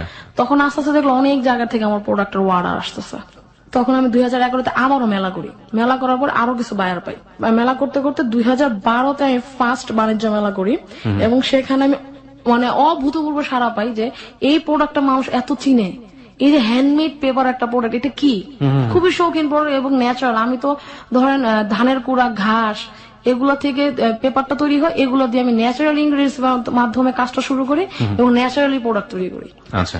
এবং এটা মানুষ নিয়ে খুব স্বাচ্ছন্দ্য বোধ করতেছে, প্রাইস কম। আমার প্রোডাক্টের সবচেয়ে মজা, 20 টাকা থেকে শুরু করে 800 টাকা দামের প্রোডাক্ট আছে। আচ্ছা। এই 20 টাকা থেকে 800 টাকার মধ্যে যে প্রোডাক্ট গুলো, এগুলো খুব রিজনেবল প্রাইস। হ্যাঁ, মানুষগুলো প্রোডাক্টগুলো কি কি বানাতেন আপনি ওই সময়? আমি ওই সময় আমার প্রোডাক্ট গিয়ে দাঁড়ায়, আমি ফটো অ্যালবাম 8 ধরনের, আর অ্যালবাম হচ্ছে 4 ধরনের। ওকে। তারপর card holder, pen stand, jewellery, কিছু জুয়েলারি তৈরি করি আমি কাগজ দিয়ে। Oh my god. ওইটা হচ্ছে ফার্স্ট আমি তৈরি করি। কিছু জুয়েলারি তৈরি করলাম, ল্যাম্পশেড। আচ্ছা। আমার ল্যাম্পশেড আর অ্যালবাম, এই দুটো সবচেয়ে বেশি রানিং প্রোডাক্ট আমার। এগুলো সম্পূর্ণ নিজস্ব ডিজাইন, সম্পূর্ণ নিজস্ব কনসেপ্ট। ওকে। এই কনসেপ্ট গুলো আমাকে কেউ দেখায় দেয় না, আমার কোনো শিক্ষা গুরু নাই। ওই মাকে দেখছি নকশিকাতার কাজ করে, বা আস্তে আস্তে নিজে চিন্তা করে নিজের মতো করে ডেভেলপ করেছেন। যেহেতু আমি চারুকলায়, আমার তো কাগজ নিয়ে কাজ করতে হচ্ছে, সেহেতু আমি কাগজ নিয়ে আগাচ্ছি। আচ্ছা। এবং শুধু কাগজ তো চলে না, হ্যান্ডমেড পেপার, যেটা হাতে তৈরি কাগজ। আমার কথা হচ্ছে টোটাল আমি হ্যান্ডমেড নিয়ে আগাবো। যেহেতু আমার দুস্থদের নিয়ে কাজ করার ইচ্ছা, ওদেরকে আমি কনসেপ্ট দিব, প্রোডাক্ট দিব, ওরা তৈরি করে আমার দিবে, সাথে সাথে ওদেরও ইনকাম হবে, আমারও উপকার হবে। তারপর আমি যখন 2012-তে বাণিজ্য মেলা করি, বাণিজ্য মেলার পর আমি এসএমইর মেলা করি। এসএমইর মেলা এবং বিসিকের মেলা। বিসিকে যেহেতু বাংলা একাডেমির মেলাটা ছিল এবং এসএমই, তখন ওরা চিন্তা করলো যে এই মেয়ে, মানে আমার বয়স তখন খুব অল্প, আমার বয়স হচ্ছে 23 বছর বয়সে একটা মেয়ে এত ক্রিয়েটিভ চিন্তা করে, তখন বিসিক থেকে আমার ফার্স্ট একটা পুরস্কার দেয়। কত সালে পেলেন এটা? 2012-তে। 2012 সালে বিসিক থেকে আপনি একটা পুরস্কার পেলাম, ওই যে বাংলা একাডেমির মাধ্যমে, মেলার মাধ্যমে পুরস্কার পেলাম। এবং তারা বলতেছে যে পুরস্কারটা হচ্ছে আমার কাজের অনুপ্রেরণা। হ্যাঁ, বুঝতে পেরেছি। তো আমার হাজবেন্ড খুব অনুপ্রেরণা পেল যে ও পুরস্কার পেয়েছে, তার মানে ওকে নিয়ে আমার সামনে আগানো সম্ভব। যেহেতু আমার হাজবেন্ডকে ম্যানেজ করে চলতে হতো, যেহেতু আমি একজনের ওয়াইফ, একজনের মা, আরেকজনের মেয়ে, মানে সবাইকে ম্যানেজ করে চলতো, একজনের বউ, মানে আমার শাশুড়ি, আমার শ্বশুর ওই 2010-এ আমার বিয়ের 21 দিন পর মারা যায়। আমার শ্বশুরের ফ্যামিলি তখন খুবই বিপদ ছিল। আমি আমার শ্বশুরকে 21 দিন পেয়েছি। 21 দিনের মধ্যে আমি তার যে পরিমাণ ভালোবাসছি, তারা আমার শাশুড়ি বিয়ে হয়েছে 36 বছর, তার তো ভালোবাসাটা অনেক বেশি। তো আমার শ্বশুর তখন এই স্ট্রাগলের মধ্যেই আমি বের হয়ে আসি। আমার কথা হচ্ছে যেহেতু একটা হয়ে গেছে সেহেতু আমি আমার হাজবেন্ডের নিয়ে সামনে আগাই। ওকে, আমার শাশুড়ি প্রমিস করলাম আমি আমার আজকে আমার হাজবেন্ডের দোকান একটা, সেটা আমার প্রোডাক্ট দিয়ে হোক আর যার প্রোডাক্ট ওর প্রোডাক্ট নিয়ে এখন হচ্ছে ওর দোকান একটা, আমি এই দোকান 3টায় দাঁড় করাবো। আমার হাজবেন্ড এই পর্যায়ে থাকবে না। আমার দেবর হচ্ছে ব্যাংকে জব করে। আচ্ছা, তো আমার শাশুড়ির দুঃখ যে আমার বড় ছেলে তো ব্যাংকে জব করছে না। আমি বলছি যে ও ব্যাংকে জব করে না কিন্তু ওর ব্যবসা নিয়ে অনেক দূর আগায় যাবে, আপনি চিন্তা করেন না, এই লাইবিলিটি আমার, আমি ওর সামনে আগায় নিয়ে যাবো। ওকে, আমার হাজবেন্ডের সাপোর্ট আমি পাচ্ছি, আমি ওর সাপোর্ট দিব। তোমার শাশুড়ি আমার মধ্যে একটা বিশ্বাস দেখলো যে না ও অন্তত আমার ছেলের এইটা করবে। সবকিছু মিলে ঝিলে দেখা গেছে যে যখন আমি মেলা করি ওই পুরস্কারটা পাই, আলটিমেটলি আবার এসিএ ফাউন্ডেশনের একটা পুরস্কার আমি পাই, মানে হচ্ছে যে বেস্ট নারী উদ্যোক্তা পুরস্কার। জি, তারপর হচ্ছে ডিসিসিআই একটা পুরস্কার পাই আমি, আচ্ছা, সেটা হচ্ছে 2014-তে। ওকে, 2014-তে তখন আমি পুরো দমে মেলা করি এবং 2014-তে দেখলাম যে মেলা এত সারা এত বায়ার। তখন আমার লক্ষ্মীবাজার যে আমার বাসা ওইখানে আশেপাশে প্রচুর স্কুল কলেজ, 36টা স্কুল কলেজ। ওকে, ওখানে যদি আমি একটা দোকান খুলতে পারি তাহলে আমার প্রোডাক্ট গুলো আমার এলাকার মানুষও পেল। জি, তখন আমি লক্ষ্মীবাজার একটা দোকান খুললাম। আলটিমেটলি কিন্তু আমার দোকানের সংখ্যা গিয়ে তখন 3টায় দাঁড়াইছে। গাউসুল আজমে 2টো, ওখানে একটা, 3টা। হ্যাঁ, আমার দোকানের সংখ্যা তখন গাছুল আজমের 2 তলারটা আমি অফ করে দিই, কারণ ওখানে এত মানুষ যায় না, নিচতলা যাচ্ছে। জি, তারপরে নিচতলাটা লক্ষ্মীবাজারের দোকান আর আমার হাজবেন্ডের দোকান, টোটাল 3টা। টোটাল 3টা দোকান হলো। তখন আমার শাশুড়িকে আমি দিয়ে উদ্বোধন করালাম আমার দোকান, যেহেতু তার ইচ্ছা ছিল তার ছেলের মানে সামনের দিকে আগাবে, আমার মায়ের ইচ্ছা ছিল আমার মেয়ে কিছু করবে। তখন কর্মচারী কতজন ইনভলভ আপনার? আমার তখন ওয়ার্কার ছিল হচ্ছে 35 জন। 35 জন সারাদিন কাজ করছে আপনার এখানে? সারাদিন কাজ করছে। ওকে, তো আর কিছু মেয়ে 35 জন সারাদিন কাজ করছে, আর কিছু মেয়ে যারা হচ্ছে বাড়িতে বাড়িতে আমি কাজ পৌঁছে দিতাম, ওকে, তারা হচ্ছে বাড়িতে বসে কাজ করতো করে আপনি জাস্ট প্রোডাক্টটা বুঝে নিতেন, সে অনুযায়ী তাদেরকে পে হ্যাঁ করতেন? পে করে দিতাম। ওকে, তারপর হচ্ছে ওরা আমার দোকানটা আমি লক্ষ্মীবাজার দোকান নেওয়ার পর ওরা চিনেই না এটা কি। যখন শুরু পেপার দিয়ে এত সুন্দর আইটেম তৈরি করা যায় এবং এটা গ্রহণযোগ্য, এর দাম কম, আমরা এটা ইউজ করতে পারি, আমরা এটা গ্রহণ করতে পারি। ওকে, তখন ওটা গ্রহণ করলে আমি লক্ষ্মীবাজার আমার এখন এই সময়কার আমার লক্ষ্মীবাজার সেল হচ্ছে পার ডে 15 থেকে 20,000 টাকা পার ডে। আর গাছবাজারের সেল পার ডে 8-10 ওকে, 8-10 হাজার। আর যখন অকেশন চলে যান পয়লা বৈশাখ ভ্যালেন্টাইন ডে তখন সেল এটা 15-20 হাজারে গিয়ে দাঁড়ায়। ওকে, তো আমি 2টা দিয়ে চলতেছি। তা আর হচ্ছে আমার ইচ্ছা হচ্ছে এই 2014-তে যখন আমি এসএমই পুরস্কারটা হয়, তখন আমার ইচ্ছা হচ্ছে যে আমি পুরো বাংলাদেশে বিভিন্ন অঞ্চলে গিয়ে একটা টিম তৈরি করব যারা হচ্ছে আমার এই কাজগুলো করবে।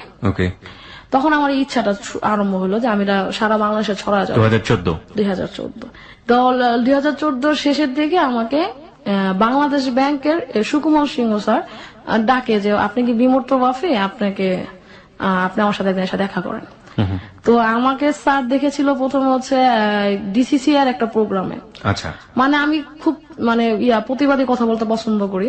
তো ডিসিসিআর একটা প্রোগ্রামে আমাকে আমি এমটিভি আমি যেহেতু এই যে 1200 টাকা থেকে আরম্ভ করছি, আমার বিজনেস তখন গিয়ে দাঁড়াইছে হতেছে 15 লাখ টাকায়।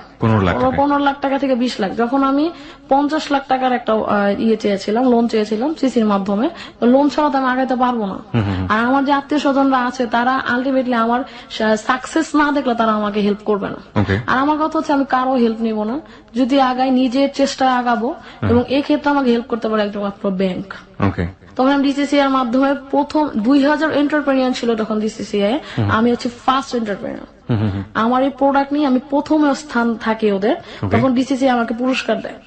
ডিসিসিআই ওই পুরস্কারের পাশাপাশি আমাকে এমটিভি 15 লাখ টাকার একটা চেক দেয়। আমি চেয়েছি ওদের কাছে 50 লাখ টাকা। আচ্ছা, তখন কোন টিভি? টিভি না, সরি, মিউচুয়াল ট্রাস্ট। ও, মিউচুয়াল ট্রাস্ট ব্যাংক। আচ্ছা, এমটিবি। হ্যাঁ, আচ্ছা, এমটিবি আমাকে 15 লাখ টাকার একটা চেক দেয়। আমি তো ডিনাই করি। আমি বলছি আমি 15 লাখ টাকা নিয়ে, আমার এখন বিজনেস আছে 15 লাখ টাকায়, আমি 15 লাখ টাকা নিয়ে কি করবো? আমার অন্তত 50 লাখ টাকা দরকার, যেটা দিয়ে আমি সামনে আগাইতে পারি। তখন আমি ওদের সবাইকে বললাম যে ব্যাংকগুলোকে আমি 5 টাকা চাই, ব্যাংকগুলো আমাকে চাইরা না, ওটা তো আমার কোনো লাভ নাই। 5 টাকা যদি 3 টাকাও দেয়, যদি বলে 5 টাকা জায়গায় আপনাকে 3 টাকা দিলাম, ওইটা নিয়ে আপনার চলেন, এটা একটা কথা এসে দাঁড়ায়। কিন্তু চাইরানা দিয়ে আমি কি করবো? আমার চাইরানার বিজনেস আছে এখন। সেটাই। তখন আমি নিলাম না, ডিনাই করলাম। তো স্যার আমাকে প্রথম টার্গেট করলো যে এই মেয়ে কিছু করতে পারবে, এবং হল বড় মানুষের সামনে আমি বললাম যে ব্যাংক যদি ব্যাংকের কাছে আমরা যাই হেল্পের কারণে, ব্যাংকের আমাদের হেল্প করা প্রয়োজন। এবং আমাকে যখন দর্শকরা প্রশ্ন করলো আপনি এই কথা সবার সামনে কেন বললেন, আমি সেটা আমি একজন যদি দাঁড়ায় প্রতিবাদে সবাই আসবে। আমার বিশ্বাস এটা। ওই যে ছোট কালের একটা ঘটনা আমি একটু আগে বলেছি, জি, যে একজনের বিপক্ষে যদি আমরা 3 জন দাঁড়ায় যায় তখন একজনের কিছু করার থাকে না। তো স্যার আমাকে চুজ করলো, চুজ করার পরে ডিসিসিআই ওই ইসের মাধ্যমে আমাকে অ্যারেঞ্জ করতে, আমরা ডিএনআই করলাম। তারপরে স্যারের কাছে গেলাম, স্যার আমাকে ডাকলো যে স্যার একটা সংগঠন করবে, সংগঠনের নাম হচ্ছে IMSME of Bangladesh. Okay, IMSME of Bangladesh. হ্যাঁ, এটা হচ্ছে স্যার আমার নামটা পেয়েছে হচ্ছে এসএমই ফাউন্ডেশন থেকে, এসএমই ফাউন্ডেশন থেকে আমার নামটা পাঠানো হয়েছে এখানে। তো স্যার আমাকে চুজ করলো IMSME অফ বাংলাদেশের একজন মেম্বার হিসেবে। আচ্ছা, এই IMSME অফ বাংলাদেশের কাজ হচ্ছে ওই যে আমার একটা ইচ্ছা, সারা বাংলাদেশে আমি উদ্যোক্তা তৈরি করব। আমি বাংলাদেশ এখন উন্নয়নশীল দেশ, এটা আমি উন্নত আমার পক্ষে যতটুকু করা সম্ভব আমি এটা করবো। হ্যাঁ, মানুষরা আমি একটা কাজের জায়গা করে দেবো, একটা ঠিকানা করে দেবো। তখন স্যার আমাকে সিলেক্ট করলো, এখন আমি IMSME অফ বাংলাদেশের মেম্বার, এবং আমরা IMSME অফ বাংলাদেশ চেষ্টা করতেছি সারা বাংলাদেশে কিভাবে উদ্যোক্তা তৈরি করা যায়, এটা আমার ইচ্ছা। এবং আমাদের 16 জন মেম্বারের বিভিন্ন জনের বিভিন্ন ইচ্ছা আছে, যেটা ওরা ফিল আপ করবে, কিন্তু আমার ইচ্ছা আমি IMSME অফ বাংলাদেশের মাধ্যমে খুব সহজে করতে পারবো। তো স্যার এটা স্বপ্ন আমি দেখে স্যারের সাথে আমি শেয়ার করছি। তো স্যার বলছে যে এটা সম্ভব, তুমি এটা আমাদের সংগঠনের মাধ্যমে করতে পারবো। তো আমি একটা ওয়ে পেয়ে গেলাম আমার আরেকটা স্বপ্ন পূরণের। ওকে, এবং 2014 শেষের দিকের কথা এটা, 2015-তে স্যার আমাকে সদস্য করে নিয়ে ওনাদের মেম্বার, আমরা এখন কাজ করতেছি অলরেডি।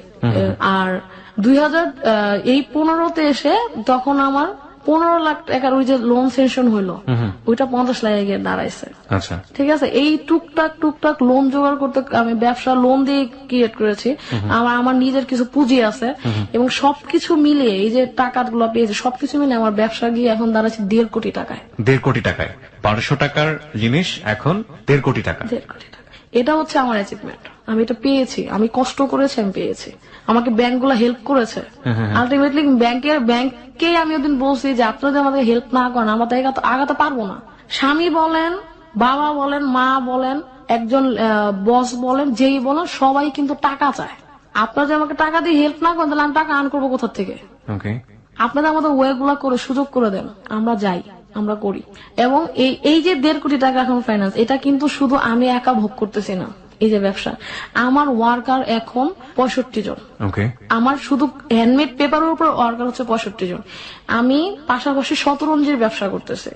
শতরঞ্জি রংপুর থেকে তৈরি করে নিয়ে আসতেছে। রংপুরে আমার নিজস্ব মেশিন আছে 4টা, এবং ওইখানে আমি নিজের মানে বিভিন্ন মেয়েদের ঘরে 5-10টা মেয়েদের ঘরে আমি মেশিন সেট করে দিচ্ছি, ওরা ঘরে বসে প্রোডাক্ট তৈরি করে। ঠিক আছে, এটা হচ্ছে রংপুর, আমার হচ্ছে এটা হচ্ছে শতরঞ্জির ব্যবসা। এবং আমি নিজে এখন হ্যান্ডমেড পেপার তৈরি করতেছি, জি, এটা হচ্ছে ময়মনসিংহে। ওকে, ওইখানে নিজে হ্যান্ডমেড পেপার তৈরি করতেছে, ওইখানে আমার ওয়ার্কার আছে আরো 10 থেকে 15 জন। ওকে, এই যে আমার 2টা ফ্যাক্টরি, এই 2টা ফ্যাক্টরির মাধ্যমে অনেকগুলো লোকের কর্মসংস্থান সৃষ্টি হয়েছে, এবং আমি কিছু লোকের কর্মসংস্থান সৃষ্টি করতে পারতেছি। এটাই হচ্ছে আমার সাকসেস, যে আমার মাধ্যমে একটা ফ্যামিলি অন্য জোগাড় হচ্ছে, একটা ফ্যামিলি তাদের ভাগ্য তৈরি করে নিতেছে। আমি সবসময় একটা জিনিস বিশ্বাস করি, সেটা হচ্ছে ভাগ্য মানুষের নিজের হাতে। ভাগ্য যদি মানুষ চায় নিজেরটা নিজে চেঞ্জ করতে পারে, এটার একদম প্রমাণ হচ্ছে আমি। Okay. So this is the ultimate lesson of this story. আমরা এই জন্যই বলেছিলাম যে আমরা আসলে অন্য একটা জায়গায় নক করতে চাই, যেটা আজকের জীবনের গল্পে অন্যতম একটা লেসন হবে। কোনো কথাই বলতে চাই না, শুধু একটা কথাই মনে রাখবেন, শুরু হয়েছিল 1200 টাকা দিয়ে, কেউই সাপোর্ট ছিল না একটা সময়, শুধুমাত্র নিজ ইচ্ছা, সৎ ইচ্ছা, আর উপরে তো অবশ্যই আল্লাহ। এবং এই জিনিসটা নিয়ে সে আজকে 2015 সাল, এবং ক্লাস 9 বা ক্লাস 8 সেই স্বপ্ন। এবং আপনি তো এখনো পড়াশোনা করছেন, ওকে, ইয়োটাতে সে এখনো পড়াশোনা করছে, এবং চারুকলাতে সে পড়াশোনা করছে। এই অবস্থায় সে এখন একজন সফল উদ্যোক্তা। তার বিজনেসের ভ্যালু হচ্ছে 1.5 কোটি টাকা, and it is just started. এটা শুরু হয়েছে মাত্র, এবং এটা ভবিষ্যতে তার যে সংকল্প, সেই জায়গা থেকে আমাদের এটা অনুমান করা খুবই সহজ, যেটা একটা আনথিঙ্কেবল জায়গায় চলে যাবে এক সময়। আমরা এই গল্পটি সামনে এনে আপনাদেরকে একটা মেসেজ দেওয়ার চেষ্টা করেছি, এরকম ওয়াফি ইসলাম আমাদের সমাজে শত শত আছেন। এরকম ওয়াফি ইসলাম আপনিও হতে পারেন। এই ওয়াফি ইসলামের জীবনের সাথে আপনার জীবনের অসংখ্য মিল আপনি খুঁজে পাবেন। এই ওয়াফি ইসলাম সোনার চামচ নিয়ে সংসারে জন্মগ্রহণ করেনি, যেরকমটা জন্মগ্রহণ করেন না আপামর জনসাধারণ, লাখ লাখ মানুষ, গ্রাম বাংলার অসংখ্য অসংখ্য মেয়েরা। মাত্র 1200 টাকা নিয়ে শুরু করেছিলেন, আপনিও সেটা পারেন। প্রিয় শ্রোতা, আমরা ছোট্ট একটা স্পেস নিতে চাই। বুঝতে পারছেন এই মুহূর্তে একটা গান আমরা শুনবো, এবং তারপর আপনাদের ফেসবুকে যেসব মন্তব্য এসছে বা বিভিন্ন রকমের কমেন্টস এসছে, সেগুলো নিয়ে ওয়াফি ইসলামের কাছ থেকে আমরা তার কিছু কথা আমরা শুনতে চাইবো। আমরা একটু পরে ফিরে আসছি। 43 হয়ে গেল ইনফ্যাক্ট। আর যে কিবরিয়া রয়েছে এই মুহূর্তে আপনার সঙ্গে, এবং আপনি শুনছেন এবিসি রেডিও FM 89.2। এত রাত জেগে যারা আমার সঙ্গে রয়েছেন, যাদেরকে ইনফ্যাক্ট ওয়াফ ইসলাম জাগিয়ে রাখতে পেরেছে, তাদেরকে তো অবশ্যই আমরা আন্তরিকভাবে ধন্যবাদ জানাবো। কমেন্টস আসলে কতটা এসছে ফেসবুকে সেটা দেখতে হলে আপনাকে ফেসবুকে আসতে হবে। এবিসি রেডিওর যে ফ্যান পেজটি রয়েছে, ফেসবুক ভেরিফাইড পেজ, এছাড়া হেলিড 920 যে পেজটি আছে আর জি কিবরিয়া নামে, ওখানে এসে আপনি দেখতে পারেন। আমি বেশ কিছু কমেন্টস পড়তে চাই। রাঙ্গা তাজ লিখেছে, ভাইয়া স্টোরিটা অনেক সুন্দর। আসলে স্টোরি বললে মানে গল্প, গল্প বললে সেখানে একটা বানানো ব্যাপার স্যাপার থাকে। আসলে লাইফ স্টোরি, জীবনের গল্প, বাট এখানে গল্প আসলে কাহিনী বা অসত্য বলে কোনো কিছু নেই। সবকিছু যেটা জীবনে ঘটে যায় সেটাই উপস্থাপন হয়। আর সুন্দর যেভাবে বলেছেন আপনি, সেটা হয়তো আপনি বলতে চেয়েছেন অনেক বেশি মোটিভেশনাল। সেই জায়গা থেকে অবশ্যই আপনাকে ধন্যবাদ জানাবো। এইচ এম রোহান লিখেছে, মানুষের জীবন নাটকের চেয়েও নাটকীয়, কারণ মানুষের জীবনে যা ঘটে সেটা আসলে বাস্তবতাকে অনেক বেশি হার মানায়। বহুবার বলেছি এই কথাটি। ইনফ্যাক্ট এই কথা আসলে আজকাল অনেকে আমার কথা বলে জানিয়ে দেওয়ার চেষ্টা করেন, কিন্তু আসলে এটা আমার কথা না, কোন একজন মনীষীর কাছ থেকে আমি এটা শুনেছিলাম, জীবন নাটকের চেয়েও অনেক নাটকীয়। আমার ঠিক জানা নেই এটা কে বলেছেন, কোন গুণী মানুষ, কিন্তু হেলিড 920 আমার মনে হয় যে এত বেশি ব্যবহার হয়েছে কথাটি যে অনেকের, যারা হেলিড 920 শ্রোতা আছেন তারা অনেকেই মুখে মুখে এখন। ওকে, রুহুল আমিন ইসলাম লিখেছে, আপু আপনি খুব মিষ্টি কথা বলতে পারো। আপু আমরা না আপনার মিষ্টি কথা 11 জন মিলে শুনছি। আপু I like you so much. অনেক অনেক ধন্যবাদ Ruhul Amin Islam. Faiza Turunnesa, wow story. Okay, H M Rohan লিখেছে, মানুষের ইচ্ছা শক্তি হলো সবচেয়ে বড় শক্তি। মিন্টু খান লিখেছে, ইচ্ছা থাকলে কি না করা যায়। হাফেজ মোহাম্মদ রুস্তম আলী লিখেছে, পৃথিবীর সব ভালোবাসা তোমার জন্য আপু। সোহেল আক্তার সোহেল লিখেছে, অনেক ভালো লেগেছে আপা। স্বপন খান লিখেছেন যে এরকম যদি আমার জীবনটা করতে পারতাম তাহলে আমি ধন্য হয়ে যেতাম। ফয়সাল আহমেদ লিখেছে, all credit goes to her husband, agreed, এবং সেজন্য গানটা ওরকমই ছিল। ওকে, জীবন আমার ধন্য হলো তোমারই পরশে না কি যেন শুনছিলাম, তবে খুবই জনপ্রিয় একটা গান। ফাইজুন নেসা লিখেছে, now I am impressed, wow I am impressed. Okay, অনেক ধন্যবাদ। জেরিন খান মোহনা লিখেছে, I wanna work with her. এরকম অসংখ্য রকমের কমেন্টস এসছে, অসংখ্য শত শত কমেন্টস, হাজার হাজার কমেন্টস আমাদের ফেসবুক পেজে। হ্যাঁ হ্যাঁ, তো লিসনারদের কি বলার আছে, আমাদের যারা লাখ লাখ মিলিয়ন মিলিয়ন দেশের ভেতরে আছে, দেশের বাইরে আছে, অসংখ্য লিসনার যারা আপনাকে এই মুহূর্তে শুনছে। আমি আমাদের লিসেনারদের উদ্দেশ্যে, বিশেষ করে মেয়ে যারা, হ্যাঁ মেয়ে যারা, ওদেরও বলবো, এবং ছেলে যারা, তারাও কিন্তু অনেক অপরচুনিটি কাজ করার। জি, আমি যদি কাজ করতে চাই বা কেউ যদি কাজ করতে চায়, কাজ করার কিন্তু অভাব নাই, কিন্তু তাকে তার নির্দিষ্ট লক্ষ্যটা চিন্তা করতে হবে যে আমি ওই পর্যন্ত কিভাবে যাবো, আমার ওয়েটা চিন্তা করতে হবে। আমি এই পর্যন্ত আসছি বেসিক্যালি অনেক বাধা পেরিয়ে, এবং কেউ যদি মনে করে যে বাধা নিয়ে ঘরে বসে থাকবো, এটাও সম্ভব। আবার কেউ যদি মনে করে বাধা পেরে আমি আমার লক্ষ্যে যাব, ওটাও সম্ভব। এটা হচ্ছে মানুষের ইচ্ছার উপর ডিপেন্ড করে। আমার ইচ্ছা কতটুক সৎ, অবশ্যই সৎ থাকতে হবে। আমি আমার এই সততা নিয়ে সবাইকে বলবো, সবাই যদি সৎ থাকেন এবং নিজের কিছু করতে চায়, তারা হচ্ছে যে যা পারে। যেমন কেউ একজন আইটি সেক্টরে কাজ করতেছে, কেউ একজন ঘরে নকশি কাঁথা তৈরি করতেছে। একদম রুট লেভেল থেকে চিন্তা করি, যে মানুষটা এখন গার্মেন্টসে চাকরি করতেছে, ও তো নকশি কাঁথা জানে, ও তো মেশিনে সেলাই জানে। উনি যদি কোথাও নক করে যে আমি কাপড়টা সেলাই করতে পারি, আমি ঘরে একটা মেশিন বা কিছু পুঁজি খাটি, একটা মেশিনের দাম কত, বেশি কিন্তু না, সে তার ইনকাম দিয়ে ওই পুঁজিটা কিনে, মেশিনটা কিনে যদি ঘরে বসে কাজ আরম্ভ করে দেয়।